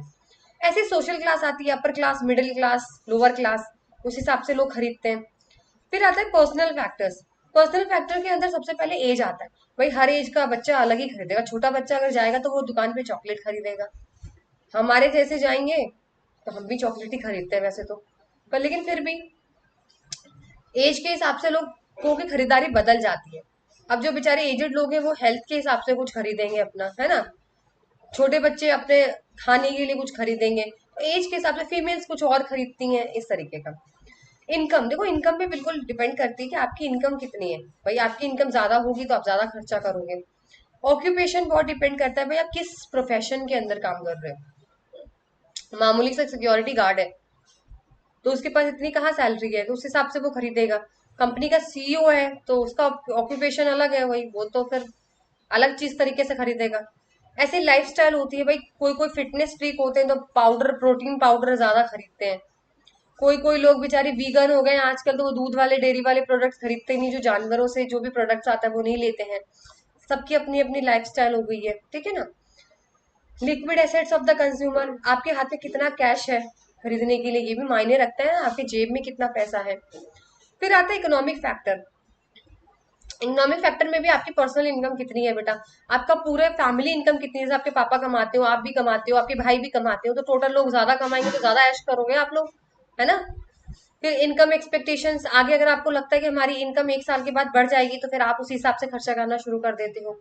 कंज्यूमर क्रेडिट, अगर आपको पता है ईएमआई सस्ता है, आप बड़ी से बड़ी महंगी चीज उधार पे ले सकते हो, इंस्टॉलमेंट पे। आजकल लोग फोन ईएमआई पे ले रहे हैं, फ्रिज ईएमआई पे ले रहे हैं, तो लोग ज्यादा से ज्यादा खरीदते हैं। ईएमआई तो फ्री थोड़ी ना होता है। मुझे ऐसा लगता है, लोगों को ऐसा लगता है कि ईएमआई फ्री होता है। मुझे पर्सनली लगता है ईएमआई बोझ होती है आप लोगों के सर के ऊपर। अपने शौक कम पूरे करो ना, शौक पूरे करने हैं, उसको कम नहीं करना है, चाहे कर्जों में डूब के मर जाओ। तो ईएमआई आपको कोई फ्री में थोड़ी ना दे रहा है, बट नहीं, फोन ईएमआई में मिल रहा है ना, अरे ले लेते हैं 1 लाख का। फ्रिज ईएमआई में मिल रहा है ना, अरे ले लेते हैं। पता नहीं लोग ये क्यों नहीं समझते हैं कि आप वो भी उधार है, जब दब जाओगे ना उसके नीचे तो शौक भी रखा का रखा रह जाएगा। फिर आता है सेविंग्स। सेविंग्स वही चीज है कि आप अपने खर्चों से आप अपने कितना सेव कर रहे हो आगे के लिए, फ्यूचर के लिए। तो वो भी फर्क पड़ता है कंज्यूमर बिहेवियर में। आई होप आपको ये सब समझ आ गया हो। अब बाइंग मोटिव आता है। बाइंग मोटिव का मतलब, एक तो खरीद तो रहे हो, उसके अंदर का रीजन क्या है खरीदने का, खरीदने का रीजन बताइए। एक होता है प्रोडक्ट बाइंग मोटिव, एक होता है पेट्रोनेज बाइंग मोटिव। प्रोडक्ट के अंदर भी बेटा इमोशनल रेशनल आता है, पेट्रोनेज के अंदर भी इमोशनल रेशनल आता है। देखो प्रोडक्ट मोटिव के अंदर क्या होता है, सबसे पहले मैं आपको प्रोडक्ट के बारे में बताती हूँ। प्रोडक्ट मोटिव का सिंपल सा मतलब होता है कि आपने प्रोडक्ट को देख के खरीदना। किसको देख के खरीदना, प्रोडक्ट को देख के खरीदना। जैसे डिटॉल को देख के खरीदना, घड़ी, वॉशिंग पाउडर को देख के खरीदना, प्रोडक्ट का लेना देना, उसकी क्वालिटी देख के खरीदना, उसके फीचर्स देख के खरीदना। अब उसके अंदर दो चीज आती है बेटा, एक तो होता है इमोशनल, एक होता है रेशनल। इमोशनल का मतलब भावनाओं में बह के खरीदा है आपने, और दूसरी चीज होती है रेशनल, दिमाग से सोच के खरीदा है प्रोडक्ट आपने। अच्छा अब मैं बताती हूँ डिटॉल का। चलो डिटॉल ही चल रहा है तो डिटॉल ही लेके चलते हैं। नहीं, डाइपर्स लेके चलते हैं। देखो बहुत अच्छा डाइपर्स का एग्जाम्पल बताती हूँ आप लोगों को। अब क्या होता है, आप लोग ऐड देखते हो, है ना, टीवी में बहुत सारे डायपर्स के ऐड आते हैं। तो उसमें एक जो न्यूली मदर होती है, माँ होती है, वो ये देखती है, अगर वो दिमाग से सोचेगी रेशनली, तो वो ये देखेगी कि हाँ मुझे डायपर्स इसलिए लेनी चाहिए क्योंकि इसके अंदर जो है बच्चे का ठीक है प्रोटेक्शन रहेगा, पूरा रैशेस भी नहीं होंगे उसको। इस डायपर की क्वालिटी यही है कि बच्चे को रैशेस नहीं होंगे, खुजली नहीं होगी इसको लगाने से। और साथ ही साथ इसके अंदर इंडिकेटर भी है, अगर बच्चे ने कुछ भी जैसे उसके अंदर सुसु पॉटी करी तो वहां पे मार्क आ जाता है ब्लू कलर का, तो पता चल जाता है कि आपका जो डायपर है वो फुल हो चुका है, आप उसको रिप्लेस करो, चेंज करो। ठीक है, तो ये सारी चीजें आपको आप देख के दिमाग से ले रहे हो कि मैं ये जो है इसीलिए ले रही हूँ क्योंकि इस प्रोडक्ट में ये क्वालिटी है। ये तो हो गया दिमाग वाला। दूसरा होता है प्रोडक्ट की इमोशनल। अब आपने एक छोटा सा बच्चा देखा, डायपर की एड देखी, मम्मियां हैं वो बेचारी सी इमोशनल हो गई कि हम भी अपने बच्चे के लिए लेकर आएंगे, तो that is called emotional buying. आपने भावनाओं में बह के वो चीज खरीदी है। ठीक है, दूसरा होता है पेट्रोनेज। अब पेट्रोनेज जो है ना वो प्रोडक्ट नहीं देखता, वो तो या तो दुकानदार देखता है, वह या तो वो ब्रांड देखता है। मैम दुकानदार को भी देख के कोई जाता है, बिल्कुल हम जाते हैं जैसे आप डॉक्टर के पास जाते हो ना, वही चीज हाल यहाँ पर है। पेट्रोनेट जो है ना वो ना क्वालिटी देखता है, प्रोडक्ट प्रोडक्ट से उसको कोई लेना देना नहीं, उसको दुकानदार से लेना देना है या फिर उसको उस दुकान से ही लेना देना है। जैसे 50-50 साल पहले की दुकानें नहीं होती थी, आपके पापा भी जाया करते थे, अब आप जाते हो उस चीज से क्योंकि आपका भरोसा है उस दुकान पे। जैसे डॉक्टर नहीं होते, अब आप लोग डॉक्टर कैसे देख कर जाते हो कि नहीं यार ये डॉक्टर तो बहुत अच्छा है क्योंकि मेरे पापा भी इसी डॉक्टर के पास जाया करते थे अपने टाइम पे, तो हम भी उसी पे जाते हैं। ठीक है, तो ये वाली चीज होती है पेट्रोनेज के अंदर। सपोज करिए अब इसके अंदर भी दो चीज होती है, एक इमोशनल और एक रेशनल। अब सपोज करिए आप एक दुकान पे जाते हो तो आप एक रेशनल दिमाग लगा के इसलिए जाते हो, वहां जाता हूँ ना मैं, तो ये लोग मुझे हम पता नहीं इस दुकान पे तो हमेशा मेरे को डिस्काउंट मिलता है 10%, कभी कूपन मिलता है, कभी डिस्काउंट मिलता है, कभी कुछ मिल जाता है। यार इस दुकान पे तो भाई जाना ही जाना है, और कहीं से मैं नहीं जा रहा, मैं तो इसी दुकान पे जाने वाली हूँ। मैं तो यहाँ पे तो कभी ना कूपन मिल जाता है, कभी मुझे यहाँ पे डिस्काउंट मिल जाता है, मैं तो इसीलिए जा रही हूँ। तो ये तो हो गया रेशनल, दिमाग सोच के गई मैं। दूसरा होता है इमोशनल। इमोशनल इसलिए जाती हूँ, वो जो दुकान का मालिक है ना वो अंकल बहुत ही प्यारे, जब मैं वो जाती हूँ तो मुझे चॉकलेट खिलाते हैं, मैं जाती हूँ तो मुझे चाय कॉफी पूछते हैं, मुझसे बहुत प्यार से बात करते हैं, मैं तो इसीलिए जाती हूँ उनकी दुकान पे। तो ये हो गया इमोशनली पैट्रोनेज, आपको आ गया होगा समझ में। फिर आता है आपका STP model, segmentation, targeting and positioning. देखो यहाँ पर तीन तरीके का होता है। सेगमेंटेशन का मतलब होता है, मैं आपको यहाँ पे एक डायग्राम बना के दिखाती हूँ, आप समझ जाओगे। सपोज करिए ये गोल बनाया हुआ है मैंने, ठीक है, इसके अंदर जब आप टुकड़े कर देते हो ना बेटा इसके मार्केट के, सपोज ये मार्केट है, अब आपने मार्केट के टुकड़े कर दिए, दैट इज कॉल्ड सेगमेंटेशन। अब आपके जितने ये पीसेस कर दिए इसको बोलते हैं सेगमेंटेशन। अब आता है टारगेट। सपोज करिए आपने सिर्फ ये वाला पार्ट टारगेट किया है। कौन सा वाला किया है? सिर्फ ये वाला जो मैंने यहाँ पे एरो बनाई है, इन सारे पीस में से आपने ये वाला पीस उठाया है, इसे बोलते हैं टारगेट। आपने ये वाली चीज टारगेट की है। फिर आता है पोजिशनिंग। पोजिशनिंग का मतलब ये होता है कि आपने अपना प्रोडक्ट, ये वाला जो प्रोडक्ट था वो लोगों के दिमाग में किस तरीके से बैठा रखा है। जैसे आप लोग देखोगे ना वो एमडीएच के कौन से वो मसाले वाले अंकल आते थे, तो वो एकदम दिमाग में बैठा रखा था उन अंकल ने, तो मेरे तो मतलब वही सामने आ जाते थे उस मसाले में। तो वो चीज होती है पोजिशनिंग, अपना प्रोडक्ट लोगों के दिमाग में बैठा देना। अब देखो सेगमेंटेशन में कैसे मैंने आपको बताया था कि एक मार्केट को आप बहुत सारी चीजों में बेटा डिवाइड कर देते हो, है ना। तो जैसे आप सपोज करिए घड़ी है, घड़ी, देखो घड़ी है, घड़ी का मार्केट था पूरा। एक है आपकी टाइटन की वॉच, एक है आपकी यंग ग्रुप के लिए, एक है आपके गोल्ड लवर के लिए, एक है आपके बच्चों के लिए, एक है आपके डिजाइनर के लिए, एक है आपकी क्लासेस के हिसाब से। इस तरीके से डिवाइड कर देना उसे बोलते हैं मार्केट सेगमेंटेशन। अब देख लो एक घड़ी थी, सोच के देखो, एक घड़ी थी और उसके कितने टुकड़े कर दिए। एक तो भाई अमीर लोगों के लिए बना दी, एक मिडिल के लिए, एक लोअर के लिए, गोल्ड लवर के लिए गोल्ड की तरीके की बना दी, बच्चों के लिए अलग बना दी, लेडीज अलग बना दी, डिजाइनर अलग बना दी, बच्चों के लिए अलग बना दी, बाहर के लिए अलग बना दी, घर के लिए अलग बना दी। सोचो कितने टुकड़े कर दी घड़ी के इन्होंने। ठीक है, तो दैट इज कॉल्ड सेगमेंटेशन। अब देखो क्वेश्चन यहाँ से आता है कई बार कि what are the criteria for successful segmentation. जब आप कुछ सेगमेंटेशन करते हो, टुकड़ों में बांटते हो, तो उसमें क्या क्या चीजें होनी जरूरी है। सबसे पहला आता है substantiality. Segment must be large enough to warrant a special marketing mix. इसमें ये बोला गया है कि आपका जो मार्केट है बेटा इतना बड़ा होना चाहिए, इतना प्रॉफिट होना चाहिए, प्रॉफिटेबल होना चाहिए ताकि आपको फायदा हो। ये नहीं कि आपने 10 लोगों का ग्रुप बना दिया बस, नहीं, आपका मार्केट बहुत बड़ा होना चाहिए, यानी ज्यादा से ज्यादा लोग हों उसके अंदर, तभी तो आपको प्रॉफिट मिलेगा। ये चीज बोली जा रही है। दूसरा है आइडेंटिफिबिलिटी एंड मेजरेबिलिटी। देखो आपका जो मार्केट है, आपका जो टुकड़ा है, सेगमेंट है, उसको पहचानना बहुत जरूरी है। अभी सोचो आपने एक प्रोडक्ट बनाया, और आपने प्रोडक्ट बनाया कि ये प्रोडक्ट उनके लिए है जिनका दिल साफ होता है। अब आप रास्ते में 10 लोग जा रहे हैं, आप पहचान सकते हो किसका दिल साफ है? आइडेंटिफाई कर सकते हो किसका दिल साफ है? नहीं पता लगा सकते ना, तो ऐसा मत करना। इसमें बोला गया आपका सेगमेंट ऐसा होना चाहिए जिसको पहचान में आया जाए। सपोज करिए आप चश्मे का मार्केट आपने चूज किया, सेगमेंट चश्मे का, स्पेक्टिकल्स का। तो आप अगर आप मार्केट में खड़े हो ना, तो आप तुरंत पहचान लोगे जिन जिन्होंने चश्मा लगाया है कि ये है मेरे टारगेट, इन्हें करना है मुझे टारगेट, ठीक है। मेजरेबिलिटी भी यही होती है, आप काउंट कर सको। इतने लोग, ऐसे लोग होने चाहिए जिनको आप काउंट कर सकते हो, गिन सकते हो कि हाँ हमारे में 100 लोग हैं, लाख लोग हैं, 10 लाख है। Accessibility, members of the target segment must B reachable with the marketing mix. देखो भाई, आपका जो प्रोडक्ट है, आपके जो मार्केट में जो भी चीज हो रही है, वो लोगों तक पहुंचनी बहुत जरूरी है। ये चीज बोली गई है एक्सेसिबिलिटी, सब लोग आकर एक्सेस कर सके, है ना, छूटना नहीं चाहिए कोई भी। फिर आता है responsiveness, unless segment response to a marketing mix differently no separate treatment is needed. देखो, अगर आपने कोई भी नया प्रोडक्ट लॉन्च किया या प्रोडक्ट में कोई इंप्रूवमेंट किया, कुछ भी कोई भी एक्शन लेते हो अपने प्रोडक्ट में, तो कस्टमर का रिस्पॉन्स आना चाहिए कि वो किस तरीके से कस्टमर रिएक्ट किया, उन्हें पसंद आया, नहीं पसंद आया, या कुछ फीडबैक देना चाहते हैं, ये बहुत जरूरी है। फिर आता है homogeneity, customers in one particular segment should be similar in terms of their responses. देखो भाई, सबना सबका टेस्ट एक जैसा होना जरूरी है। अगर आपने सारे टुकड़ों में से एक टुकड़ा उठाया है, तो उन टुकड़ों में जितने भी लोग हैं ना, उस सेगमेंट में जितने भी लोग हैं ना, उनके चॉइस, टेस्ट, प्रेफरेंस सब कुछ एक जैसा मिलना बहुत जरूरी है, ठीक है। फिर आता है profitability, there should be sufficient demand for goods in the segment selected. भाई आपने जो सेलेक्ट किया है ना टुकड़ा, जो सेगमेंट, जो भी टुकड़े का मतलब ये समझना कि कोई भी डिपार्टमेंट आपने चूज कर लिया, चश्मे का कर लिया है, या फिर आपने बैग्स का कर लिया है, वही टुकड़े की बात कर रही हूँ। जैसे आपने घड़ी का मैंने बताया ना, तो आपने घड़ी में सपोज करिए गोल्ड वाली घड़ी चूज कर रखी है। कौन सी? गोल्ड वाली। तो गोल्ड वाली इतनी होनी चाहिए कि आप उससे प्रॉफिट कमा सको। सपोज करो किसी ने खरीदा ही नहीं, ऐसा मत करना। ऐसी चीज चूज करना जहां ज्यादा से ज्यादा लोग खरीदे और आपका प्रॉफिट बढ़े। अब यहाँ से क्वेश्चन भी बनता है, टाइप्स ऑफ मार्केट सेगमेंटेशन। तो यहाँ पे 4 टाइप्स होते हैं मार्केट सेगमेंटेशन के, ज्योग्राफिक, डेमोग्राफिक, साइकोग्राफिक और बिहेवियरल।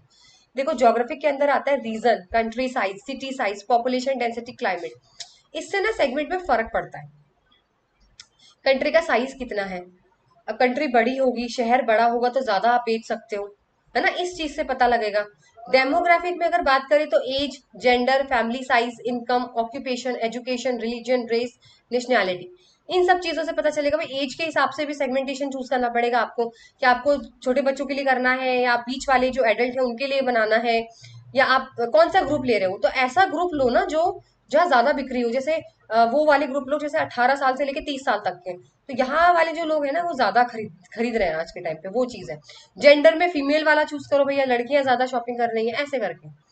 फिर साइकोग्राफिक आता है, आपकी सोशल क्लास, आपका लाइफस्टाइल, आपकी पर्सनैलिटी के हिसाब से, है ना भाई, आपका पसंद क्या है, आप फिटनेस फ्रीक हो या आप वेज हो, नॉन वेज हो, इस तरीके से ये चीजें देखी जाती हैं। अपर क्लास है, मिडिल क्लास है, उस हिसाब से फिर आपको चूज करना पड़ेगा। फिर होता है बिहेवियरल, बिहेवियर मतलब कंज्यूमर के बिहेवियर के हिसाब से। जैसे कभी कभी कंज्यूमर खरीद रहा है, परचेज ओकेजनली, बेनिफिट्स और यूजर का status, usage rate, loyalty status, readiness states, attitude towards product, यानी ये पूरा कस्टमर के हिसाब से होता है कि भैया जो हमारा कस्टमर है वो क्या डेली खरीद रहा है। मतलब कुछ कुछ लोग होते हैं ना, जैसे डेली उनका तो आता रहता है ऑर्डर, ये आज ये खरीदा, कल ये खरीदा। कुछ कुछ लोग होते हैं जैसे फर्स्ट टाइम खरीदते हैं, तो भाई जो फर्स्ट टाइम खरीद रहे हैं तो उनके लिए डिस्काउंट दे दिया जाता है। आपने देखा हो ना, आप किसी भी ऐप से फर्स्ट टाइम अगर आप शॉप करते हो तो आपको कुछ ना कुछ डिस्काउंट दिया जाता है। ये इसीलिए दिया जाता है ताकि आप बार बार आओ, कि आप भाई यूजर स्टेटस में यही तो देखते हैं कि आप पहले कस्टमर हो, पहली बार आए हो, या फिर आप बार बार आ रहे हो, ठीक है ना। कितनी बार आप यूज कर रहे हो, यूसेज रेट देखा जाता है। जैसे आपका डेटा है, तो ये देखा जाता है कि 24 घंटे ही फोन में लगे रहते हो क्या डेटा में, कि कितना घंटा डेटा यूज किया जा रहा है, ये चीज देखी जाती है।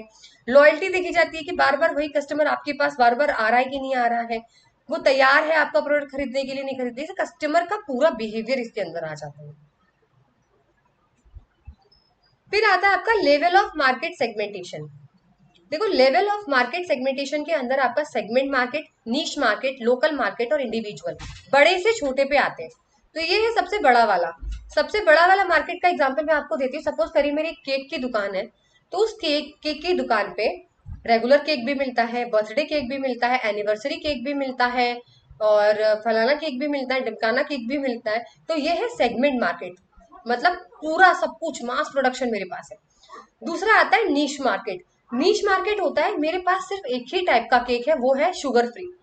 तो मैं उन पे ही फोकस कर रही हूँ जो सिर्फ शुगर फ्री केक खाते हैं, यानी एक छोटा सा टुकड़ा पकड़ लिया मैंने शुगर फ्री का।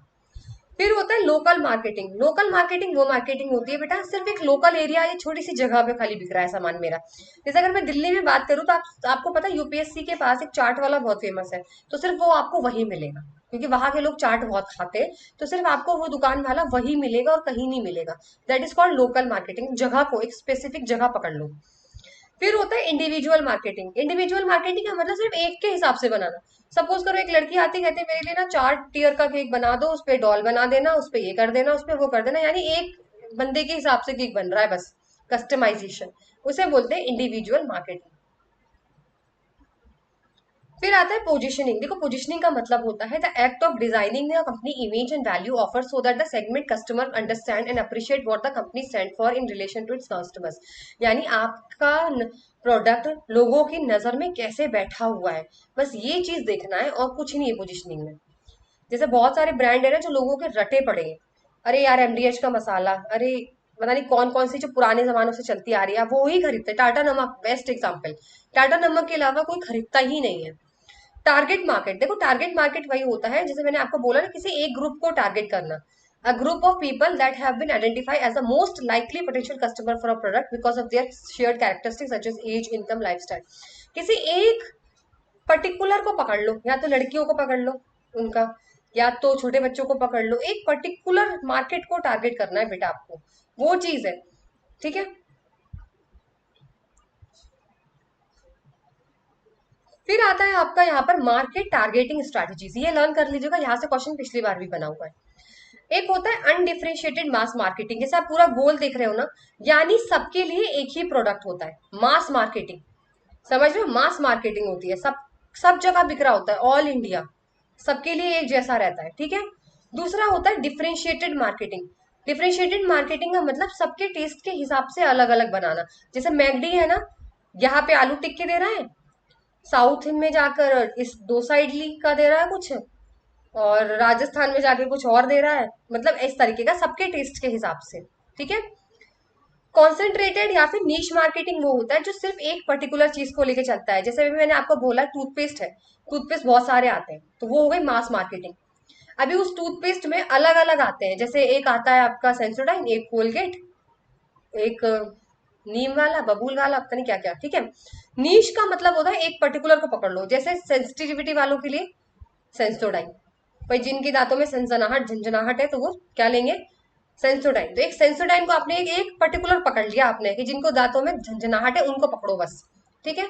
फिर आता है माइक्रो। माइक्रो के अंदर एक लोकल मार्केटिंग आती है, जो कि अपने आसपास के एरिया, सिटीज, स्पेसिफिक स्टोर्स, वहां पे, जैसे मैंने अभी आपको यूपीएससी चार्ट वाला बताया, एक ये हुआ लोकल मार्केटिंग। एक होता है इंडिविजुअल, जैसे अभी मैंने आपको बताया एक पर्टिकुलर एक इंसान के हिसाब से बताना।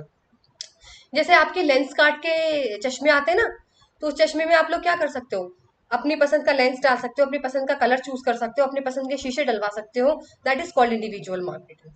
ठीक है। तो ये यहाँ पे आपका ये वाला मार्केटिंग हो जाता है। अनडिफरेंशिएटेड का मतलब whole marketing with one offer, एक प्रोडक्ट सब जगह। डिफरेंशिएटेड मार्केटिंग का मतलब अलग अलग टेस्ट के हिसाब से अलग अलग चीज। कॉन्सेंट्रेटेड मार्केटिंग जो होता है सिर्फ एक सेगमेंट को पकड़ के चलता है। अगर आपने दांतों की झंझनाहट पकड़ी है तो दांतों की झंझनाहट वाला ही पकड़ेंगे। ठीक है। माइक्रो में लोकल होता है जो एक स्पेसिफिक एरिया को देख के होता है, और इंडिविजुअल जहां आप अपनी चॉइस से कुछ भी बनवा सकते हो, अपनी चॉइस का सब कुछ। आई होप आपको यहाँ तक सेशन समझ आ गया हो। तो चलिए आगे है आपका product. A product is anything that can offer to market for attention, acquisition, use, consumption that might satisfy a want or need. देखो सिंपल सी बात है, प्रोडक्ट एक वही चीज होती है जो आपको सेटिस्फाई करती है ना, जिसे आप टच कर सकते हो, जो आपको सेटिस्फाई कर सकती है, वो प्रोडक्ट होता है जो भी मार्केट आपको ऑफर करती है। अब मेन चीज पढ़ने के लिए क्या है, ये है आपका ये अब आपको पढ़ना है। ठीक है। टाइप्स ऑफ प्रोडक्ट लेवल आपको यहाँ पे बताना है, जो सबसे इंपॉर्टेंट पॉइंट है प्रोडक्ट का। Core product, generic product, expected product, augmented product और पोटेंशियल प्रोडक्ट। अगर मैं वन बाय वन देखूं, सबसे छोटा होता है core product. This refers to the basic product, here the focus is on the purpose of for which the product is intended. Example लेके चलते हैं। ठीक है। सपोज करिए कोर प्रोडक्ट होता है आपकी बेसिक जरूरत, सबसे बेसिक जरूरत। सपोज करिए मुझे गाड़ी की जरूरत है, कार की जरूरत है। क्यों जरूरत है, क्योंकि मुझे ऑफिस जाना है। सिंपल सी बात है, I want to go to office, तो इसीलिए मुझे एक कार की जरूरत है, बस और कुछ भी नहीं। This is a basic need, उसे बोलते हैं कोर प्रोडक्ट। फिर आगे बढ़ते हैं जिसे बोलते हैं generic product. This represent all the qualities of the product. अब इसके अंदर क्या होता है, कार की तो मुझे जरूरत है, पर इसके अंदर थोड़ा सा प्रोडक्ट के बारे में मैं देखूंगी। जैसे कार का कलर जो है वो थोड़ा सा इस कलर का होना चाहिए, थोड़ा सा देख लूँ इसका मतलब है ना, सीट्स वगैरह कैसी है, दिखने में कैसी है, क्वालिटी भी थोड़ा सा क्वालिटी देखूंगी अब मैं कार की। तो ये होता है जेनेरिक प्रोडक्ट। अब मेरा लालच और बढ़ेगा, ठीक है। अब होगा expected product. This refers to all the benefit consumer expects to get when they purchase a product. अब देखो, जब भी इंसान कोई चीज खरीदने जाता है तो उसको पता है कि वो इतनी तो उम्मीद करता ही है कि थोड़ा सा कुछ और भी बढ़िया मुझे मिल जाए। तो अब कार के अंदर मैं सोचूंगी कि मुझे ना आफ्टर सेल सर्विस भी दे दे, 5 साल तक के लिए दे दे।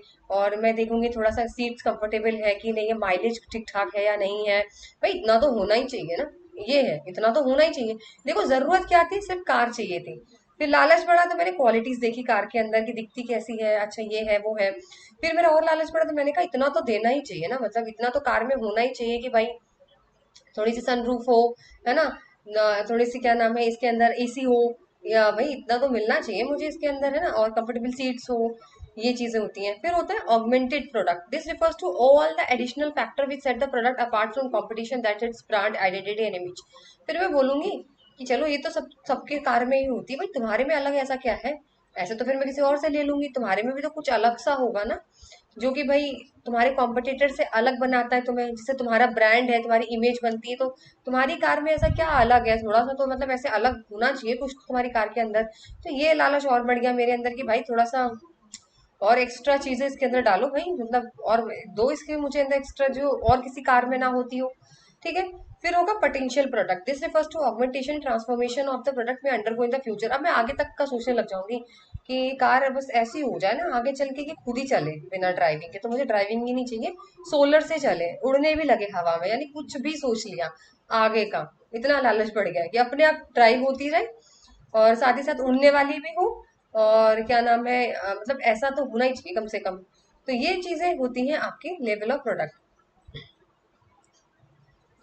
फिर आता है आपका प्रोडक्ट के टाइप है, कस्टमर प्रोडक्ट, कंज्यूमर प्रोडक्ट और इंडस्ट्रियल प्रोडक्ट। देखो कंज्यूमर प्रोडक्ट के अंदर दो चीजें होती है, एक तो है ड्यूरेबिलिटी बेसिस, जिसको कहते हैं ड्यूरेबल प्रोडक्ट्स, नॉन ड्यूरेबल।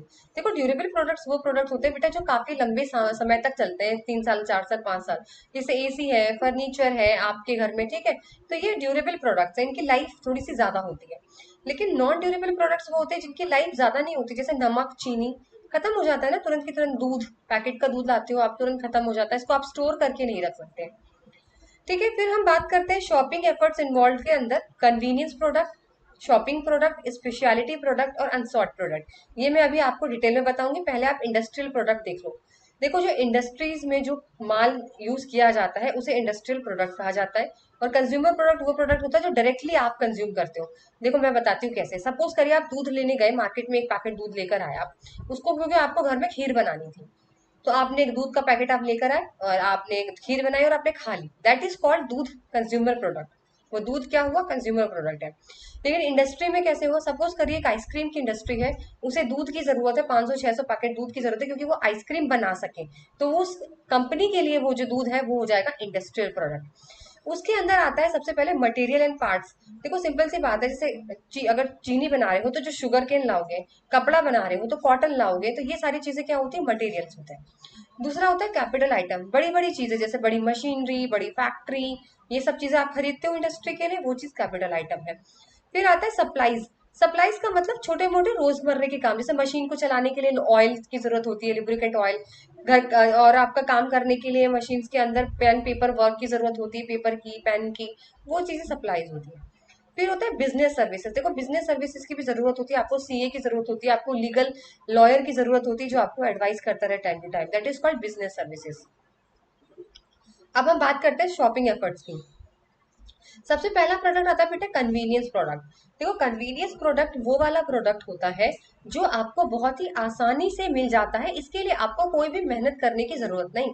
जैसे नमक, चीनी, दूध, ब्रेड, बटर, आप जाते हो डेली घूमते फिरते, आप पास की शॉप से ले आते हो, 4 कदम पे दुकान होती है, खरीद के ले आते हो, आपको कोई मेहनत नहीं करनी पड़ती और ना ही आप उसके अंदर कोई भी आनाकानी करते हो। आनाकानी का मतलब अरे नहीं इस दूध की क्वालिटी अच्छी नहीं है, उस दूध की नहीं है, या इसके प्राइस थोड़े से कम है, इसके नहीं, आप कुछ भी इतना कंपैरिजन नहीं करते किसी भी चीज का, आप उठा के ले आते हो। फिर उसके बाद आता है शॉपिंग प्रोडक्ट्स। देखो शॉपिंग प्रोडक्ट्स वो प्रोडक्ट्स होते हैं जिसके अंदर अब आप थोड़ा सा मेहनत करते हो, थोड़ा टाइम लगाते हो, क्वालिटी, फीचर्स, प्राइस सबको आपस में कंपेयर करते हो दुकान से दुकान जाकर।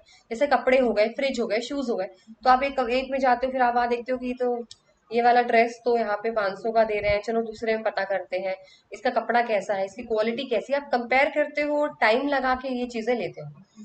फिर आता है स्पेशलिटी प्रोडक्ट। देखो स्पेशलिटी प्रोडक्ट होते हैं यूनिक प्रोडक्ट, लग्जरी माल, अमीर लोगों को शो ऑफ करने का तरीका। जैसे रोलेक्स वॉच, एंटीक पेंटिंग्स नहीं होती है जो बहुत पुराने जमाने की बनी हुई होती है, जिसका मतलब कुछ समझ में नहीं आता है पर बहुत महंगी बिकती है वो, जिसका मतलब तो मुझे भी नहीं समझ में आता कि वो बनाया क्या गया है, मतलब उसके अंदर है ना कुछ तो डीप होता है उसमें, जो एक आर्टिस्ट ही समझा सकता है आपको, हमारे तो समझ से बाहर है। जैसे डायमंड की रिंग हो गई है ना, और रोलेक्स की वॉचेस हो गई, जो महंगे महंगे प्रोडक्ट्स होते हैं।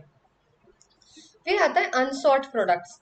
देखो अनसॉर्ट प्रोडक्ट्स वो प्रोडक्ट्स होते हैं जिसको आप या तो जानते नहीं उस चीज के बारे में, या आप जानते तो है बट आपका कोई भी इंटरेस्ट नहीं है उस प्रोडक्ट के बारे में। मैम ऐसा कौन सा प्रोडक्ट होगा?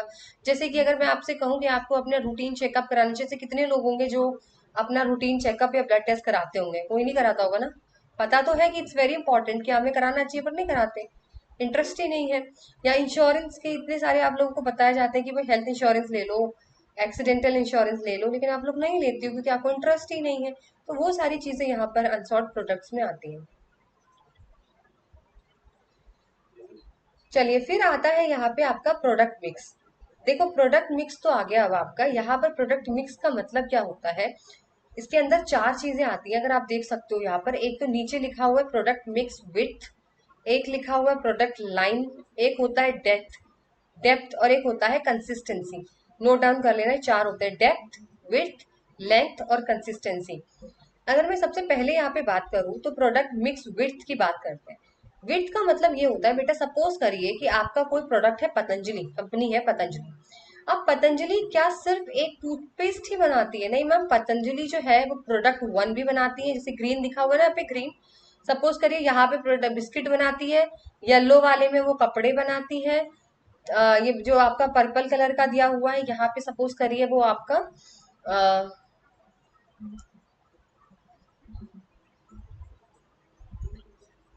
ठीक है देखो, सपोज करिए ये आपकी बिस्किट की है, सपोज करिए ये आप पतंजलि का मेडिसिन वाले टैबलेट्स है, सपोज करिए ये आपके पतंजलि के स्किन केयर है फेस वगैरह के लिए, ये सपोज करिए पतंजलि के कपड़े हैं जीन्स वगैरह। तो ये जो लाइंस बनी हुई है ना टोटल, और इसके अंदर कितने प्रोडक्ट्स हैं, ये सारा कुछ जो होता है ना बेटा वो विड्थ होता है, कि एक कंपनी कितने सारे प्रोडक्ट बना रही है, उसको बोलते हैं प्रोडक्ट मिक्स विड्थ, लिख लेना। दूसरा आता है बेटा आपका प्रोडक्ट लाइन लेंथ। अब इस तरफ आ जाओ ये वाले में, तो मैंने आपको यहाँ पर ये बोला था कि सपोज करिए इस वाले लाइन में कि यहाँ पे जो है वो पतंजलि सपोज करिए सोप बना रही है, ये वाला ठीक है, सोप बना रही है, साबुन, तो ये वाला साबुन बना रही है। तो अब बेटा साबुन में भी टाइप्स हैं, ये नहाने वाला साबुन होगा, ये फेस वाला साबुन है, ये खुशबू वाला साबुन है, साबुन में भी टाइप्स हैं। साबुन के अंदर भी कितने तरीके के साबुन है उसे बताया जाता है प्रोडक्ट लाइन लेंथ। ठीक है, अब बात करते हैं डेप्थ की। डेप्थ जो होगा वो और डीप चले जाओ। जैसे अभी मैंने आपको बोला कि यहाँ पे साबुन था, मैंने आपको साबुन की एग्जांपल दिया, तो साबुन के भाई एक तो आपका नहाने का साबुन हो गया, एक आपका अलग अलग नाम से बादाम वाला साबुन हो गया, एक केसर का साबुन हो गया, एक नीम का साबुन हो गया, एक तुलसी का साबुन हो गया, ऐसा ऐसा हो गया। अब ये तो हो गई थी आपकी लेंथ। अब डेप्थ ये बोलता है डेप्थ और डीप चले जाओ। अब साबुन तो लिया, अब साबुन की छोटी डिब्बी भी आ रही है, 100 ग्राम की, 20 की भी, 20 का भी साबुन आ रहा है, 50 का भी साबुन आ रहा है, 60 का भी साबुन आ रहा है। वही साबुन जो है वो साइज में और फ्लेवर में भी आ रहा है। वही जो साबुन है वो साइज में भी आ रहा है, अलग अलग साइज में भी आ रहा है, अलग अलग फ्लेवर में भी आ रहा है, उसे बोलते हैं डेप्थ। तो आई होप आपको ये समझ में आ गया हो। अगर फिर मैं बात करूं यहाँ पे आपकी कंसिस्टेंसी, कंसिस्टेंसी का मतलब है एक प्रोडक्ट दूसरे प्रोडक्ट से कितना रिलेटेड है। अगर मैं बात करूं कि पतंजलि सिर्फ फूड फूड आइटम बना रहा है खाने खाने का, तो इसकी जो आपकी कंसिस्टेंसी होगी वो बहुत हाई होगी, क्योंकि फूड में तो बहुत कुछ बन रहा है, सब चलो चलो सब खाने का ही आइटम है, लेकिन एक तरफ वो फूड बना रहा है, एक तरफ कॉस्मेटिक्स बना रहा है, तो कंसिस्टेंसी फिर लो हो जाएगी, क्योंकि ये दोनों एक दूसरे से रिलेट नहीं कर रहे, इसलिए वहां पे बोलते हैं कंसिस्टेंसी हाई है या लो है, ठीक है। चलिए नेक्स्ट आता है आपका product life cycle. Product life cycle के कुछ स्टेजेस होते हैं, जैसे हमारी जिंदगी की साइकिल होती है ना, हम जन्म लेते हैं, फिर हम बड़े होते हैं, मैच्योर होते हैं, फिर मर जाते हैं, फिर से दूसरा जन्म होता है किसी का, ये तो साइकिल चलती है। ऐसे एक प्रोडक्ट की भी साइकिल होती है, पहले उसका इंट्रोडक्शन होता है। देखो कोई भी नया कंपनी में मार्केट में नया प्रोडक्ट आता है बेटा, उस टाइम पे उस प्रोडक्ट के बारे में किसी को भी नॉलेज नहीं होती, nobody is aware of that product, क्योंकि that product is new to the market, ठीक है। उस टाइम पे उसकी सेल्स भी नहीं होती बेटा, बहुत कम होती है, लॉस भी ज्यादा होता है, क्योंकि उस प्रोडक्ट को जानता नहीं है। तो इस टाइम पर इंट्रोडक्शन स्टेज जो है आपका पहला स्टेज है, यहाँ पर आपको प्रमोशन करने की और एडवर्टाइजिंग में पैसा लगाने की बहुत ज्यादा जरूरत होती है, ठीक है। फिर आता है ग्रोथ। देखो ग्रोथ में क्या होता है, अब आपने एडवर्टीजमेंट किया, प्रमोशन किया, अब आपके प्रोडक्ट को जो है लोग जानना शुरू कर दिया है, तो इससे क्या होगा, आपकी सेल्स बढ़ जाएगी, आपका प्रॉफिट बढ़ेगा, कस्टमर्स बढ़ेंगे, साथ ही साथ कॉम्पिटिशन भी बढ़ जाएगा, ठीक है। फिर आता है मेच्योरिटी स्टेज। मेच्योरिटी ये होता है कि अब आप टॉप पे पहुंच चुके हो, लेकिन अब थोड़ा सा लोग जो है वो बोर होने लगे हैं आपके प्रोडक्ट से, कुछ तो नया मांगने की उनकी जो चाहत है वो जाग गई है, अब वो बोल रहे हैं हम पक चुके हैं बार बार सेम प्रोडक्ट से, ठीक है। तो पीक सेल्स सेल्स तो काफी अच्छी रहती है, पर थोड़ा सा यहाँ पे प्रॉफिट भी हाई रहता है, लेकिन थोड़ा सा यहाँ पे जो है इम्प्रूवमेंट मांगने की यहाँ पे कोशिश करी जाती है। फिर आता है डिक्लाइन। डिक्लाइन का मतलब ये होता है कि सेल्स भी गिरने लगी, क्योंकि आपने इनोवेट नहीं किया, आपने अपने प्रोडक्ट को इम्प्रूव नहीं किया, तो सेल्स गिरने लगती है, कस्टमर कम हो जाते हैं, प्रॉफिट भी गिर जाता है, तो सारी चीजें यहाँ पर आपकी एकदम से मार्केट से आप बाहर चले जाते हो। जैसे नोकिया का कीपैड वाला फोन था, तो नोकिया का कीपैड वाला फोन, बटन वाला फोन अब आपको कहीं भी दिखाई देगा नहीं, क्योंकि इन लोगों ने अपना ही, इन्होंने इम्प्रूवमेंट नहीं करा, इन्हें पता था कि लोगों को स्मार्ट टच पसंद आने लगा, पर इन्होंने नोकिया नहीं, हम तो यही बेचेंगे, तो क्या हुआ, at the end Nokia market से बाहर निकल चुका है, ठीक है। अब बात करते हैं यहाँ पे न्यू प्रोडक्ट डेवलपमेंट की। देखो न्यू प्रोडक्ट डेवलपमेंट क्या होता है, जब भी आप कोई नया प्रोडक्ट लेकर आते हो मार्केट के अंदर, तो उसके अंदर कुछ स्टेप्स होते हैं जो आपसे पूछे जाते हैं क्वेश्चन एग्जाम में, वो आपको याद रखना है। अगर मैं यहाँ पे स्टेप्स की बात करती हूँ बेटा, यहाँ पे तो सबसे पहला स्टेप्स जो आपका आता है, वो आपका आता है न्यू प्रोडक्ट स्ट्रेटेजी। ये रहा, आपको अब बेटा स्ट्रेटेजी बनानी पड़ेगी। अब आपको क्या करना पड़ेगा, स्ट्रेटेजी बनानी पड़ेगी। स्ट्रेटेजी कैसे, सपोज करिए मैं मैगी की कंपनी है मेरी, और मैं चाहती हूँ कि मैं मैगी बनाऊं, तो अब मैं ये सोचूंगी कि चलो अच्छा है, मैगी का आइडिया करते हैं, मैगी बेची जाएगी। फिर नेक्स्ट होता है नोइंग योर कंज्यूमर। अब मुझे ये देखना है कि कंज्यूमर जो है, मेरे जो बच्चे हैं, बड़े हैं, जो भी हैं, तो वो किस तरीके की मैगी खाना पसंद करेंगे, 2 मिनट 3 मिनट, क्या इसके अंदर ऐसा डाला जाए, कस्टमर्स को जल्दी चाहिए होता है या आसान हो बनने में ऐसी मैगी चाहिए, या फिर वो आजकल थोड़ा सा कॉन्शियस हो गए हेल्थ को लेकर, तो कुछ उसके अंदर ऐड करना पड़ेगा, तो हमें कस्टमर के हिसाब से अब देखना है। उसके बाद होता है आइडिया जनरेशन। अब हमें पता तो चल गया बेटा मैगी बनने वाली है, अब मैं ये देखूंगी कि भाई आटा मैगी बनाऊं, रागी की मैगी बनाऊं, सूजी की बनाऊं, बेसन की बनाऊं, या फिर मैदा की बनाऊं, कि मुझे पता है मैदा कोई खा नहीं रहा है, तो हम चलो आइडिया को जनरेट करते हैं कि किसकी बनानी चाहिए। तो अब होती है स्क्रीनिंग। स्क्रीनिंग में सब जो है छटनी करी जाएगी आइडियाज की, यानी अब आपसे बोला जाएगा कि मैम मैदा कोई खाता नहीं है, सूजी बेसन कोई खाता नहीं है, तो क्योंकि ये हेल्थ के लिए अच्छा नहीं है, तो आप एक काम करो, इसमें से 2-3 बेस्ट चूज कर लो, जैसे बेसन हो गया या रागी की हो गई, या चलो आटा की ले लो, आटा नूडल्स ले लो, तो उसमें छांटा जाएगा कि चलो आटा नूडल्स बना लेते हैं, ठीक है, उनमें से। फिर होता है कॉन्सेप्ट का टेस्ट। अब क्या करते हैं बेटा, इसको टेस्ट किया जाता है, इसका एक थोड़ा सा आपको सैंपल बनाया जाएगा, आटा नूडल्स तैयार किए जाएंगे, अंदर ही कंपनी के अंदर वो टेस्ट किया जाएगा। पहले तो कॉन्सेप्ट को बताया जाएगा सबको कि देखो हम लोग आटा नूडल्स बनाने वाले, क्या ये सही रहेगा, आजकल के लोग उसे पसंद करेंगे क्या नहीं करेंगे, पहले अंदर के लोगों से उस कॉन्सेप्ट के बारे में पूछा जाएगा। फिर हम एनालिसिस करेंगे। बिजनेस एनालिसिस में मतलब हम ये पता करेंगे कि भाई इससे हमें कितना प्रॉफिट होने वाला है, कितना कॉस्ट लगेगी बनाने में, क्या खर्चा आएगा, क्या प्रॉफिट हो सकता है आगे चल के।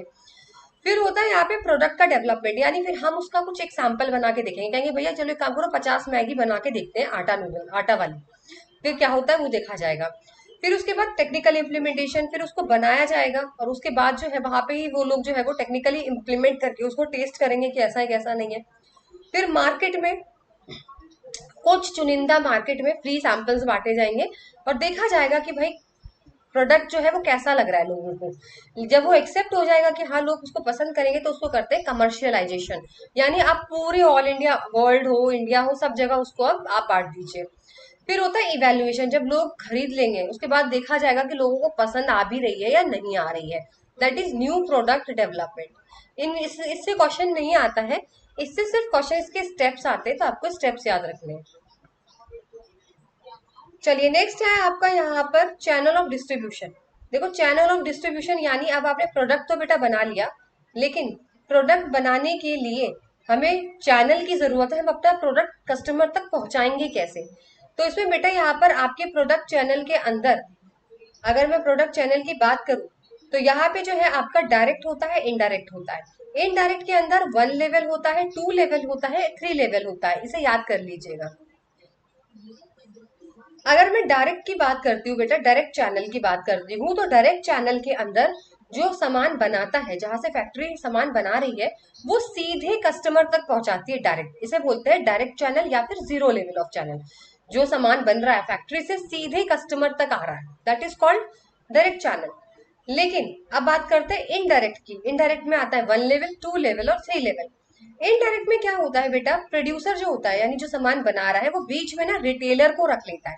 रिटेलर कौन होते हैं? जो आपके पास के किराने के शॉप पर के जो मालिक होते हैं ना, जो छोटी छोटी शॉप्स होती है, वो रिटेलर होते हैं। तो वो अपना सारा सामान उन रिटेलर्स के पास बेचते हैं, और फिर रिटेलर्स जो है वो कंज्यूमर यानी आपको देते हैं। आप जाके जो छोटे लोकल दुकानों पे से लेते हो, ये होता है। जिस 1 लेवल का मतलब एक आदमी यहाँ पे जोड़ दिया गया है, उसको बोलते हैं रिटेलर। 2 लेवल के अंदर क्या होता है, होलसेलर को भी आ जाता है। पहले प्रोड्यूसर सामान बनाएगा, फिर जो होलसेलर होते हैं ना, जो इकट्ठा माल खरीदते हैं, उनको ये बेचेंगे। फिर वो होलसेलर रिटेलर को बांटेगा थोड़ा थोड़ा थोड़ा करके, फिर रिटेलर आपको देंगे। 3 लेवल चैनल में एजेंट को हायर कर लिया जाता है। 3 लोग हो गए हैं। प्रोड्यूसर एजेंट को देगा, एजेंट होलसेलर को देगा, होलसेलर रिटेलर को, और रिटेलर कंज्यूमर को। डायरेक्ट चैनल में बेटा कोई नहीं होगा, प्रोड्यूसर से कंज्यूमर डायरेक्ट होगा। 1 लेवल में रिटेलर आ जाता है, 2 लेवल में होलसेलर और रिटेलर रहते हैं, और 3 लेवल में एजेंट, होलसेलर और रिटेलर होते हैं। अब देखो यहाँ से एक क्वेश्चन और आता है, यहाँ से क्वेश्चन आता है types of distribution, exclusive, selective और इंटेंसिव। इस नाम से भी क्वेश्चन आ जाता है। देखो एक्सक्लूसिव वो होता है जहां प्रोड्यूसर से सीधे कंज्यूमर तक जाता है, जिसे डायरेक्ट चैनल बोलते हैं। ये इसके दूसरे नाम है, इस यहाँ से भी क्वेश्चन आते हैं, इसलिए मैं आप लोगों के पास लेकर आई हूँ। तो एक्सक्लूसिव वो होता है जो प्रोड्यूसर से सारा सामान कंज्यूमर तक डायरेक्टली जाता है। सेलेक्टिव वो होता है जहां पर प्रोड्यूसर बीच में डिस्ट्रीब्यूटर को रख देता है, रिटेलर को नहीं रखता, डिस्ट्रीब्यूटर को ही रख देता है। तो अभी कंफ्यूज मत हो ना, डिस्ट्रीब्यूटर रिटेलर एक ही बात है, ठीक है। फिर इंटेंसिव होता है, इंटेंसिव के अंदर बीच में होलसेलर भी आ जाता है, और डिस्ट्रीब्यूटर भी आ जाता है, और कंज्यूमर भी आ जाता है। तो अगर इस भाषा में आपसे क्वेश्चन पूछा जाए, तो आप ऐसे यहाँ पे आंसर करोगे। चलिए अब आता है आपका प्रमोशनल मिक्स। भाई अब चलो हमने सामान तो पहुंचा दिया, लेकिन लोगों को पता कैसे चलेगा, एडवर्टीजमेंट कैसे करोगे, प्रमोशन कैसे करोगे? तो मैम प्रमोशन करने के यहाँ पे 5 तरीके होते हैं। Direct marketing, sales promotion, public relation, personal selling और एडवर्टाइजिंग। सबसे पहले आते हैं एडवर्टाइजिंग। देखो एडवर्टाइजिंग जो होती है वो टीवी पे हो सकती है, रेडियो पे हो सकती है, न्यूज़पेपर पे हो सकती है, पैम्फलेट टक सकते हैं। तो यानी अपने प्रोडक्ट को आप लोगों तक पहुंचाइए, चाहे टीवी से पहुंचाइए, चाहे रेडियो से पहुंचाइए, चाहे ऑनलाइन ऑफलाइन एडवर्टीजमेंट करिए। दूसरा होता है डायरेक्ट मार्केटिंग। डायरेक्ट मार्केटिंग में बेटा यहाँ पे डायरेक्टली आपसे कांटेक्ट किया जाता है, कस्टमर से डायरेक्टली आपसे पहुंचते हैं। आपको ईमेल करेंगे, फोन करेंगे, एसएमएस करेंगे, मेल करेंगे, डायरेक्टली आपके पास पहुंचा जाएगा। फिर होता है सेल्स प्रमोशन। देखो सेल्स प्रमोशन ना कुछ टाइम पीरियड के लिए अपनी सेल्स बढ़ाने के लिए, या अपना जो भी माल बच गया है उसको खत्म करने के लिए, कुछ टाइम के लिए, शॉर्ट पीरियड ऑफ टाइम के लिए डिस्काउंट, कूपन या ऑफर रखते हैं। अगर किसी ने तारक मेहता देखा हो, तो उसमें एक एपिसोड है जहाँ पे जेठालाल की जब शॉप पे वो फोन बेचता है, जेठालाल की शॉप पे जब फोन बेचने की वो कोशिश करता है, जब उसकी सेल होती नहीं, उसको सेल करनी होती है, तो वो गोलगप्पे का ऑफर करता है। अगर किसी ने ना देखा हो तो मैं बता देती हूँ उसमें करना क्या होता है। तो वो अपनी सेल्स बढ़ाने के लिए वो क्या करता है, कुछ टाइम के लिए कहते हैं जो भी लोग 5,000 से ज्यादा की शॉपिंग करेंगे, उन्हें फ्री में गोलगप्पे मिलेंगे। तो ये जेठालाल एक इसमें एक सेल्स प्रमोशन करता है। तो this is the sales promotion. Discount भी दे सकते हैं, कूपन भी दे सकते हैं, एक पे एक फ्री, 50% ऑफ, ये सब भी दे सकते हैं, लेकिन तरीका बता रही हूँ आपको। फिर होता है पब्लिक रिलेशन। देखो पब्लिक रिलेशन के अंदर ना मीडिया वगैरह आ जाती है। इसमें क्या होता है, सेल्स करने से ज्यादा कंपनी की ना इमेज बनाने की कोशिश करते हैं, अच्छी इमेज बनाने की। जैसे आप लोग देखोगे, अच्छा इंसान के साथ पीआर नहीं होगा। जैसे सलमान खान है, तो उसके ऊपर बहुत सारे केसेस हैं ना, हिट एंड रन का है, और आपका ब्लैक बक का है, कि ऐसा ऐसा है। लेकिन उसकी इमेज कैसे बनाई हुई है कि he is a very good human being, वो लोगों के लिए बहुत कुछ चैरिटी करते हैं, है ना, और ये सब चीजें करते हैं। यानी एक आपकी इमेज अच्छी बनाना। जैसे टाटा जो कंपनी थी, है सॉरी, टाटा कंपनी जो है, तो उनकी क्या बोलते थे कि जो टाटा थे वो अब हमेशा लोगों के लिए चैरिटी करते थे, डोनेट करते थे, सबको ध्यान में रख के वो चीजें करते थे, तो उनकी इमेज बहुत अच्छी बनी हुई है। तो उस इमेज को देख के लोग खरीदते हैं। फिर आता है पर्सनल सेलिंग। पर्सनल सेलिंग में भाई डायरेक्ट फेस टू फेस बात होती है। आपने देखा होगा सेल्समैन होते हैं, आपके घर आते हैं या आप कहीं जाते हो तो आपके पास जो है वो आप आपसे फेस टू फेस बात करते हैं, मैम ये प्रोडक्ट है, इस तरीके से है, वैसे है, प्लीज आप देख लीजिए, इसको एक बार करके देखिए, है ना। तो वो चीज होती है फेस टू फेस, जैसे सेल्समैन आप लोग के साथ करते हैं, फेस टू फेस आपको चीजें बताएंगे, ये इसका फायदा, ये चीज है, आप खरीद लो। अब नेक्स्ट है प्राइसिंग स्ट्रेटेजी, मोस्ट इंपॉर्टेंट। सबसे पहले स्कीमिंग और पेनिट्रेशन। देखो स्कीमिंग प्राइसेस वो प्राइसेस होती है जहां प्राइस जो रखा जाता है प्रोडक्ट का बहुत हाई रख देते हैं शुरू में। हाई इसलिए रखते हैं ताकि जितना हो सके प्रॉफिट कमा लो, ठीक है। लेकिन वही अगर पेनिट्रेशन की बात करें तो पेनिट्रेशन में जो है ना बहुत कम प्राइस रखते हैं। कम प्राइस इसलिए रखते हैं ताकि मार्केट के अंदर कब्जा करा जाए, इसलिए ये याद रखना। फिर आता है साइकोलॉजिकल प्राइसिंग। देखो साइकोलॉजिकल प्राइसिंग जो होती है 999, 499, 599, ये आपके दिमाग से खेलती है। यानी आपको ऐसा लगता है कि 500 की चीज नहीं है मम्मी, 499 की है, मम्मी कहती है कि हाँ ठीक है 499 की है, अरे वो 1 रुपए तो कम है तो वो 500 की चीज पर आपको दिखा देते हैं 499, अरे सेल लगी हुई है। तो ये आपके दिमाग से खेला जाता है। फिर होता है प्रमोशनल प्राइसिंग। देखो प्रमोशनल प्राइसिंग में वही होती है जो कुछ टाइम के लिए होती है ताकि अपनी सेल्स को बढ़ा सके, ठीक है। कुछ स्पेशल इवेंट्स कर देते हैं, कुछ ऑफर दे दिया जाता है। फिर आता है जोग्राफिकल प्राइसिंग। देखो जोग्राफिकल प्राइसिंग जो होती है वो लोकेशन के हिसाब से प्राइस सेट किया जाता है। अच्छा एक बात बताइए, कश्मीर में एप्पल आपको सस्ते मिलेंगे। सपोज करिए कश्मीर से अगर आप एप्पल खरीदते हो तो आपको 80 रुपए किलो, 50 रुपए किलो मिल जाएगा। लेकिन एक बात बताओ, वही एप्पल कश्मीर से बेचारे चल के लेकर जा रहे हैं उसको, कश्मीर से लेके सपोज करिए दिल्ली है या साउथ साइड लेकर जा रहे हैं, तो वो आपको क्या 50 रुपए में देंगे? नहीं मैम, वो 200-300 रुपए किलो आपको मिलेगा। यानी प्राइस बढ़ गया लोकेशन की वजह से। फिर इंटरनेशनल प्राइसेस। देखो आप सामान है विदेशों में भेजते हो, विदेशों से खरीदते हो, तो उसमें जो प्राइस है ना बेटा वो आपको दोनों की कंट्रीज को देखकर सेट करना पड़ेगा, अपनी मर्जी से आप सेट नहीं कर सकते। फिर होता है प्रोडक्ट लाइन प्राइसिंग। देखो प्रोडक्ट लाइन प्राइसिंग का सिंपल सा मतलब होता है कि हम जो अपने प्रोडक्ट की कैटेगरीज होती हैं, जैसे अगर मैंने आपको बोला कि आपकी सपोज करिए जीन्स की दुकान है, तो प्रोडक्ट लाइन हो गई जीन्स की पूरी दुकान है, तो वो जीन्स को 3 हिस्सों में डिवाइड कर देगा। एक तो 500 वाली, एक 1000 वाली, एक 2000 वाली। आपने ये दुकानों पे देखा होगा। 500 में से कोई भी जीन्स आप उठा सकते हो, इसके अंदर नॉर्मल कपड़ा रहता है, नॉर्मल क्वालिटी रहती है। थोड़ा सा और आपके पास ज्यादा पैसे हैं, जो जो middle class, upper middle class के, तो वो 1000 वाला ले लेंगे, 1000 में थोड़ा अच्छा क्वालिटी का जीन्स मिलेगा। और 2000 में तो एकदम अच्छा आपको पार्टी टाइप जीन्स मिलेगी। तो उसने कैटेगरी के हिसाब से प्राइस सेट कर दी ताकि कोई भी ना छूटे। अगर बेटा वो सबके सेम प्राइस रख देगा तो कोई उसके दुकान पे आएगा नहीं। अब तीनों रख दिए तो उसकी दुकान पे गरीब भी आ सकता है, मध्यम वर्ग भी आ सकता है और आपके अमीर लोग भी आ सकते हैं।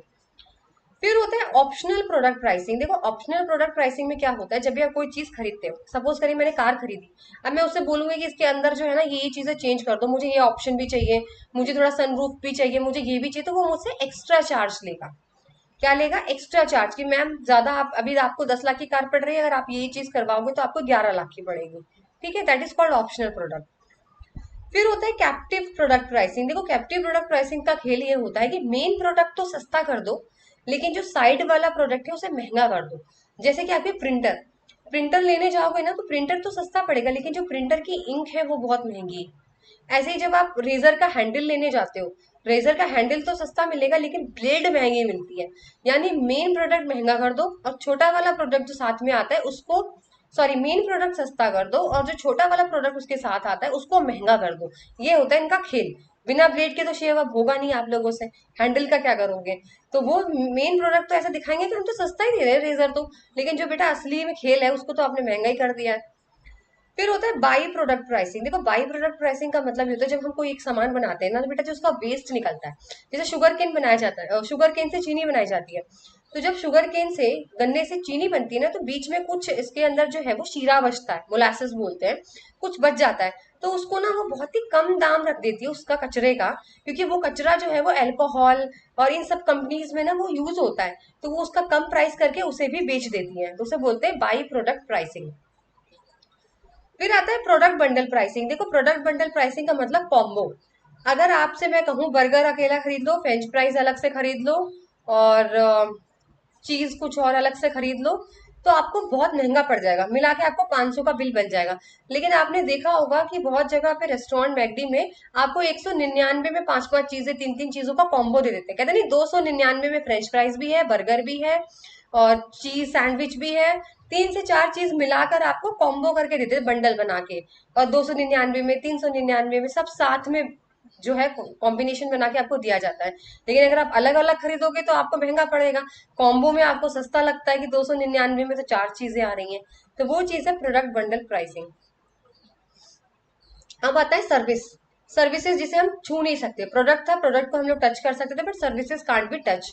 इसके कुछ फीचर्स हैं जहां से क्वेश्चन एग्जाम में आते हैं। सबसे पहला फीचर है इंटेंजिबिलिटी, यानी सर्विस को ना हम लोग देख सकते हैं, ना टेस्ट कर सकते हैं, ना टच कर सकते हैं, ना स्मेल कर सकते हैं, इसको तो छू ही नहीं सकते। दूसरा है inseparable, services can not be separated from their provider. देखो, सर्विस को उसके मालिक से आप दूर नहीं कर सकते। सपोज करिए अरिजीत सिंह का कॉन्सर्ट है, अरिजीत सिंह सिंगर है, अरिजीत सिंह कॉन्सर्ट में गाएगा, तो अरिजीत को और उसके गाने को आप लोग क्या अलग कर सकते हो कि अरिजीत को चले तो उसका गाना पैक करके गाल दे देना? नहीं ना। तो वही चीज है, सर्विस को उसके मालिक से आप अलग नहीं कर सकते। फिर होता है पेरिशेबिलिटी। देखो, सर्विस को स्टोर भी नहीं किया जा सकता। अगर आप सोचो कि आज पैक कर लेते हैं सर्विस को, 2 दिन बाद यूज कर लेंगे, ऐसा नहीं होता है। फिर होता है वेरिएबिलिटी। देखो भाई, क्वालिटी ऑफ सर्विस तो डिपेंड करता है। वेरिएबिलिटी मतलब वैरायटी है, कौन दे रहा है, कहाँ दे रहा है, कैसे दे रहा है सर्विस, ये इस डिपेंड पे डिपेंड करता है कि सर्विस अच्छी है या बुरी है। आप किसी रेस्टोरेंट में गए, रेस्टोरेंट बहुत अच्छा था, वेटर ने आपसे बदतमीजी की तो आप कहोगे अरे आगे तो सर्विसेज बहुत बेकार है। कोई एक बहुत अच्छा है, वही वेटर सोचो आपको अगले दिन मिलता है तो वो बहुत अच्छे से बात कर रहा होता है आपसे। तो ये डिपेंड करता है ना सर्विस की क्वालिटी, तो कि कौन दे रहा है, कहाँ दे रहा है, किस जगह पे दे रहा है। फिर नेक्स्ट आता है बेटा आपका एडा मॉडल। मॉडल में से भी क्वेश्चन आ जाते हैं, जो मैं लेकर आई हूँ। सबसे पहले है अटेंशन। देखो, अटेंशन मॉडल में ये होता है, जो कंपनी होती है ना, वो सबसे पहले ये कोशिश करती है कि कस्टमर का ध्यान किस तरीके से खींचा जाए, अपनी प्रोडक्ट की तरफ किस तरीके से खींची जाएगी। एडवर्टीजमेंट से मतलब ऐसा एड बनाओ ना कि आदमी खाना भी खा रहा हो तो उसकी नजर देख रहे क्या आ रहा है ये नया, ऐसा एड बनाइए, ऐसा उनका अटेंशन खींचो। दूसरा होता है इंटरेस्ट। अब वो इतना इंटरेस्टिंग ऐड होना चाहिए ना कि इंसान उसको पूरा ही देख के जाए कि क्या कहना क्या चाह रहे हैं ऐड के अंदर। मतलब इतना अच्छा ऐड है कि बीच में छोड़ना नहीं है, बोर नहीं होंगे। फिर होता है डिजायर। फिर वो इच्छा जगाते हैं कि यार हाँ यार, जैसे अब सपोज करिए एक फेस वॉश का ऐड था, सबसे पहले आते ही धमाका हुआ, क्या आपके चेहरे पे पिंपल्स हैं? तो आप तुरंत खड़े हो गए, अरे हाँ मेरे चेहरे पे तो पिंपल्स हैं। फिर आप देखने लग गए, उसमें फिर इंटरेस्ट जगाएगा आपको। अगर धूल मिट्टी से आपके चेहरे पे भी पिंपल्स है तो आप ये वाला फेस वॉश यूज करके देखिए, चेहरा एकदम साफ हो जाएगा। अब आपके अंदर इच्छा पैदा हुई कि यार मैं भी लेके आऊंगी ना, मेरे भी पिंपल्स चले जाएंगे। फिर होता है एक्शन। फिर आप मार्केट जाते हो और उस प्रोडक्ट को खरीदते हो। तो ये है आपका एडा मॉडल। फिर आता है आपका मैककिंसे का 7 फ्रेमवर्क। देखो भाई, इन फ्रेमवर्क के बिना, ये जो 7 जो आपको एलिमेंट दिए ना, इनके बिना कोई भी कंपनी चल नहीं सकती। अगर आप चाहते हैं कि आपकी कंपनी अच्छी चले तो इन सातों चीजों का, अगर आपकी कंपनी में कोई चेंज आ रहा है, कोई बदलाव आता है, तो इन सातों चीजों का बैलेंस होना बहुत जरूरी है। ऊपर के जो बेटा ये 3 दिख रहे हैं आपको, ये होते हैं हार्ड एस। हार्ड का मतलब इनको आप कंट्रोल कर सकते हो, चेंज कर सकते हो। लेकिन नीचे के जो सॉफ्ट एस है, इनको आप चेंज नहीं कर सकते। तो देखो, अगर मैं जियो कंपनी लेके चलूं, सबसे अच्छा एग्जाम्पल जियो की कंपनी। सबसे पहली बात करते हैं स्ट्रैटेजी। अब जियो की स्ट्रैटेजी क्या थी? जियो की स्ट्रैटेजी थी आपको उल्लू बनाना, जो अब बन चुके हैं। देखो, स्ट्रैटेजी ये थी कि लोगों को फ्री में डेटा यूज करो, उनको लत लगवाओ। ये स्ट्रैटेजी थी इनकी, कि लोगों को जो है वो शुरू में फ्री का डेटा दो। आप लोगों ने खूब फ्री का डेटा उड़ाया होगा सस्ते में, लेकिन अब क्या हालत है? अब आपका जो रिचार्ज इतना महंगा है ना कि कोई एक आम आदमी तो 300 रुपए का खाना खा सकता है एक महीने में। एक महीने का रिचार्ज करा रहा है, उसका पेट भरेगा 300 रुपए में, इतना महंगा रिचार्ज हो चुका है। पहले स्ट्रैटेजी क्या थी? आपको लपेटे में इन्होंने कितने अच्छे से लिया, सस्ते में दिया कि लोग सब गरीब आदमी, अमीर आदमी सब फ्री में नेट चलाओ। ये इसकी स्ट्रैटेजी थी। फिर होता है स्ट्रक्चर। देखो भाई, इसका स्ट्रक्चर इतना फास्ट था ना, सारी डिसीजन इन्होंने फटाफट लिए। इसके अंदर किसी भी तरीके का इन लोगों का कंफ्यूजन नहीं था। सबको पता था कौन किसी अंडर काम कर रहा है, किसको रिपोर्ट करनी है। फास्ट फास्ट काम हुए सारे, तभी तो इतनी जल्दी जल्दी चीजें हुई हैं। फिर यहाँ पर हुआ इनका सिस्टम। सिस्टम का मतलब इनका करने का तरीका। अब भैया, इनका करने का तरीका इतना फास्ट था ना यहाँ पर, कि मैं क्या बताऊं आप लोगों को। पहले सिम मिलने में 2 से 3 दिन लगा करते थे, पेपर वर्क ज्यादा हुआ करता था। लेकिन जब जियो आया तो उसने क्या किया, फिंगरप्रिंट लगाओ, आधार कार्ड दिखाओ, फटाक से सिम लेके जाओ। सोचो क्या सिस्टम करा इन्होंने। ठीक है, फिर उसके बाद सॉफ्ट की बात करते तो शेयर्ड वैल्यूज। इन्होंने सबसे पहले ऊपर क्या रखा, सबसे पहले इन्होंने यही रखा इंटरनेट का, कि भाई जितना हो सके डेटा लोग यूज करें। शेयर्ड वैल्यूज का मतलब होता है सबसे पहली चीज प्रायोरिटी क्या है आपकी, इनकी तो यही थी, हमें अपना पूरा फैलाना है इंटरनेट का नेटवर्क, जियो ही जियो हो जाए हर जगह, जो हुआ। ठीक है। उसके बाद बात करते हैं स्टाइल की, तो भाई मुकेश अंबानी जी का स्टाइल कैसा था, लीडरशिप स्टाइल। आप सोच सकते हो कि कितना अच्छा, कितना पावरफुल, डेमोक्रेटिक होगा, जो लोगों ने फॉलो किया उन लोगों को। ठीक है। फिर होता है स्टाफ। भाई अंदर का जो स्टाफ कर रहा है, आपको क्या लगता है, अरे कह रहे होंगे सॉफ्टवेयर इंजीनियर्स, आईटी डेवलपर्स, पता नहीं क्या क्या उन्होंने अपने स्टाफ को भर रखा होगा, क्योंकि उन्हें पता है इंटरनेट का खेल है सारा। फिर स्किल्स। अब आपको लगता है कि जो स्टाफ वहां पे बैठी है उनकी जो स्किल है, आप सोच सकते हो कि इनकी स्किल, इनकी जो हुनर यही था कि बेटा, जियो ना उस टाइम पे एक ऐसा ही नेटवर्क था जियो का जो 4G नेटवर्क पे काम कर रहा था, बाकी 2G तो 3G वाले लोग थे। अगर आप भूल गए हो तो मैं आपको याद दिला दूं, तो इनके अंदर ये हुनर थे, ये स्किल था, कि ये पहला ऐसा जो जियो का नेटवर्क बनाया गया जो कि 4G पे काम कर रहा था उस टाइम पे, सोचो इतनी स्पीड दे रहे थे, तो इनकी क्यों था, इनकी स्किल की थी, इनका हुनर था, इसी वजह से। और अब तो आप लोग उल्लू बन ही रहे हैं। फिर है push strategy and pull strategy. देखो पुश स्ट्रेटजी का मतलब होता है धक्का देना, अपने प्रोडक्ट को जा जा के कस्टमर तक फोर्स करना, प्लीज खरीद लो, प्लीज खरीद लो। तो अपना प्रोडक्ट जो है वो आप प्रमोट करा रहे हो होलसेलर के पास, फिर होलसेलर जो है वो रिटेलर को कह रहा है कि बेचो, रिटेलर कस्टमर को प्रमोट कर रहा है, फिर कस्टमर खरीदता है। इससे एग्जाम्पल मैं आपको बताती हूँ, एक बार मैं होम्योपैथी डॉक्टर के पास गई थी, हुई थी, तो जैसे मेरी कुछ और अलग मेडिसिन चल रही थी, तो उनके पास जो है वो एक जर्मनी की कोई फेस क्रीम आई हुई थी, तो उनके पास बहुत सारे सैंपल्स देके गए थे, तो उन्होंने मुझसे कहा देखो ये बहुत अच्छी है, तुम इसको एक बार ट्राई तो करके देखो, बहुत अच्छा फेस पे ग्लो आएगा, वो आएगा, तो मैंने खरीद ली। यानी जबरदस्ती जो है वो प्रोडक्ट बेचा जा रहा है। ठीक है। पुल स्ट्रेटेजी का मतलब ये होता है कि ऐसा काम करो कि प्यासा खुद ही कुएं के पास आ जाए, उल्टा हम नहीं जा रहे कस्टमर के पास, कस्टमर खुद दौड़ा दौड़ा आए, ऐसा मजबूर करो कस्टमर को कि जो प्यासा है ना वो खुद ही कुएं के पास आ जाए। तो वो कैसे होगा, वो ऐसे एडवर्टीजमेंट से होगा, ऐसे प्रमोशन से होगा, ताकि जो लोग है ना वो तुरंत टीवी में ऐड देखे और अगले दिन आपकी दुकान पे हो प्रोडक्ट खरीदने के लिए। उसे बोलते हैं पुल स्ट्रैटेजी। अब आता है बीसीजी मैट्रिक्स, सबसे इंपॉर्टेंट आपका यहाँ से क्वेश्चन आता है। तो देखो सबसे पहले स्टार है, और यहाँ पे दो चीज दी हुई है, मार्केट की ग्रोथ यानी मार्केट कितना तेजी से बढ़ रहा है, दूसरा है रिलेटिव मार्केट शेयर, मार्केट में आपका प्रोडक्ट कितनी तेजी से चल रहा है। एक तो है मार्केट कितना तेजी से चल रहा है, एक है मार्केट में आपका प्रोडक्ट कितना तेजी से चल रहा है। अगर मैं बात करूं सबसे पहले स्टार, स्टार में दोनों चीजें हाई है, यानी मार्केट भी बहुत मस्त बढ़ रहा है और आपका जो प्रोडक्ट है वो भी तेजी से दौड़ रहा है, वो प्रॉफिट, सितारे ही सितारे हैं आपके पास। ठीक है। फिर दूसरा है आपका क्वेश्चन मार्क, क्वेश्चन मार्क में बेटा मार्केट तो अच्छा चल रहा है, लेकिन आपका प्रोडक्ट कहीं ना कहीं थोड़ा सा यहाँ पे डाउन हो चुका है। अगर अब इस सिचुएशन में आपने इसको ठीक नहीं किया, अगर इस सिचुएशन में आपने इसको ठीक नहीं किया तो आपकी सिचुएशन बहुत खराब हो जाएगी। ठीक है। लेकिन अगर आपने इसको अभी ठीक कर दिया तो आप स्टार की पोजीशन में पहुंच जाओगे, अगर इसको ठीक किया तो। थर्ड होता है कैश काउ। देखो कैश काउ के अंदर क्या होता है, मार्केट तो स्लो है, मार्केट की तो ग्रोथ इतनी नहीं है, लेकिन जो आपका प्रोडक्ट है ना वो बेटा इतना दिमाग में बैठ चुका है ना लोगों के, कि वो अभी भी धड़ल्ले से बिक रहा है। जैसे मैगी वगैरह, मार्केट इतना नहीं है लेकिन आपका प्रोडक्ट तो खूब तेजी से भाग रहा है, लोग खरीद रहे हैं, उसे बोलते हैं कैश काउ। फिर होता है डॉग। देखो डॉग जो है ना बदतर हो गया एकदम, ना इधर का ना उधर का, मार्केट भी डाउन है और आपका प्रोडक्ट तो एकदम ही निकल चुका है घर से बाहर, यानी मार्केट से बाहर। तो इस टाइम पे तो या तो एक काम करो, बिजनेस बंद कर दीजिए, या तो अपना प्रोडक्ट हटा दीजिए, ये केस होता है डॉग के अंदर। चलिए लास्ट आपका मैट्रिक्स है एंसॉफ मैट्रिक्स। इसके अंदर क्या होता है, मार्केट के बारे में है और प्रोडक्ट के बारे में है। अगर आपका प्रोडक्ट भी पुराना है और आपका मार्केट भी पुराना है तो इसे बोलते हैं मार्केट पेनिट्रेशन स्ट्रेटजी। भाई प्रोडक्ट भी मेरा पुराना है, मार्केट भी पुराना है, तो इसे बोलते हैं मार्केट पेनिट्रेशन स्ट्रेटजी। वही अगर मैं बात करूं बेटा, आपका प्रोडक्ट तो नया है और मार्केट तो पुराना है, लेकिन प्रोडक्ट आप नया लेकर आए हो, तो उसे बोलते हैं प्रोडक्ट डेवलपमेंट स्ट्रेटजी। ठीक है। वही अगर मैं बात करूं कि आपका मार्केट तो नया है लेकिन प्रोडक्ट पुराना है, तो बोला जाता है मार्केट डेवलपमेंट स्ट्रेटजी। आपको सिर्फ इतना याद रखना है। वही अगर दोनों चीजें नई हैं तो उसे बोलते हैं डाइवर्सिफिकेशन स्ट्रेटजी। आप चाहे तो इसका स्क्रीनशॉट ले सकते हो, मैं आपको टाइम दे रही हूँ यहाँ पे।